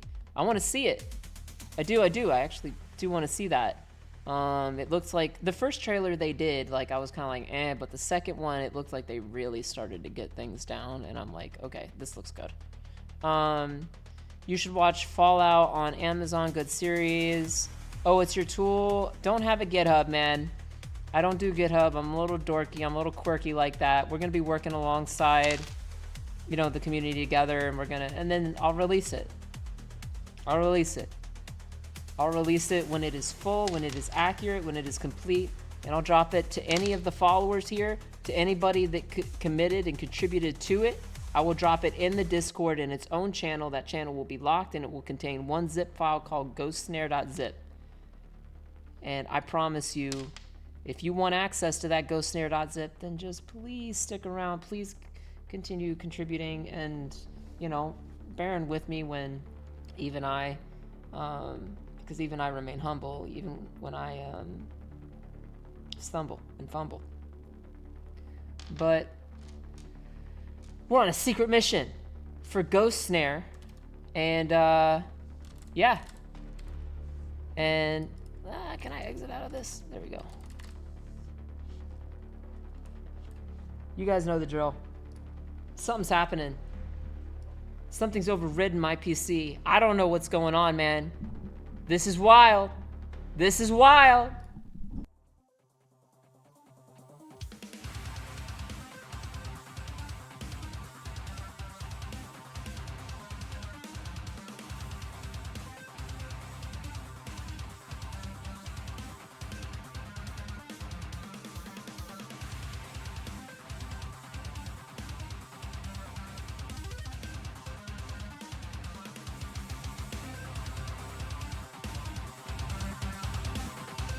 Remember this, guys. A white hat is earned. No cap.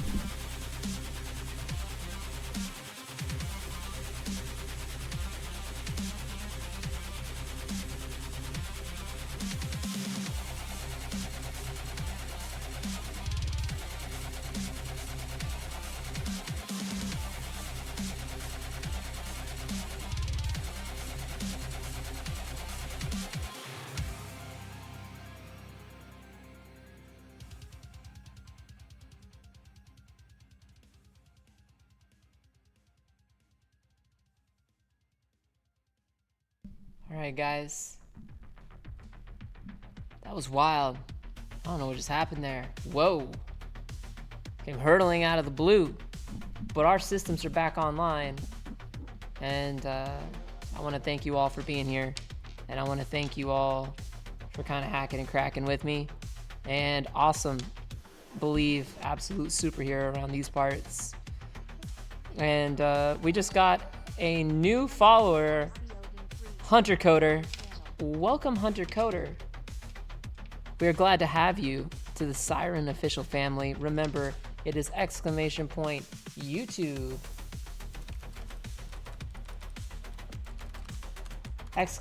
!Discord, and !bling bling. You want to know what's good? Check it out. Where's Siren's bling bling thing come from? Right there. So guys, it has been a pleasure. I will have this is a 3-hour freaking video, so I gotta kind of get it uploaded to YouTube. And the followers are coming in, man. Thank you so much. Mucho. Super grateful. Mucho importante. Mucho importante that we keep getting followers. Pass the word around. If you are looking for an affordable source, and I am once again asking for your financial support, but if you are looking for an affordable source to pass your OSCP or JMPT or whatever the heck you want to go for, though I do encourage the OSCP and OSWA, because that one's my baby. That's what I put my blood, sweat, and tears into. So yeah, guys, you're all rock stars. You're one in a million. A spark ignites. An electric current pulsing life. Remember that. Project peace, love, and positivity into each other's lives in a time when things are most dark in this world. Peace, love, and positivity. Positive mental vibes. Hack, crack, go hard, go ham. And when you're in doubt, never forget my words. Bling bling.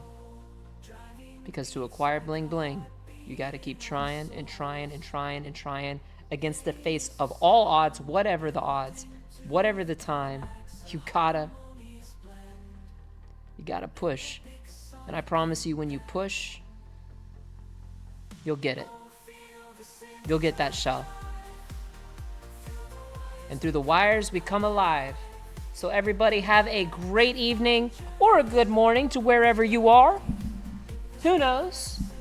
Have a great one. And I'm going to get this uploaded to YouTube. So thank you guys very much.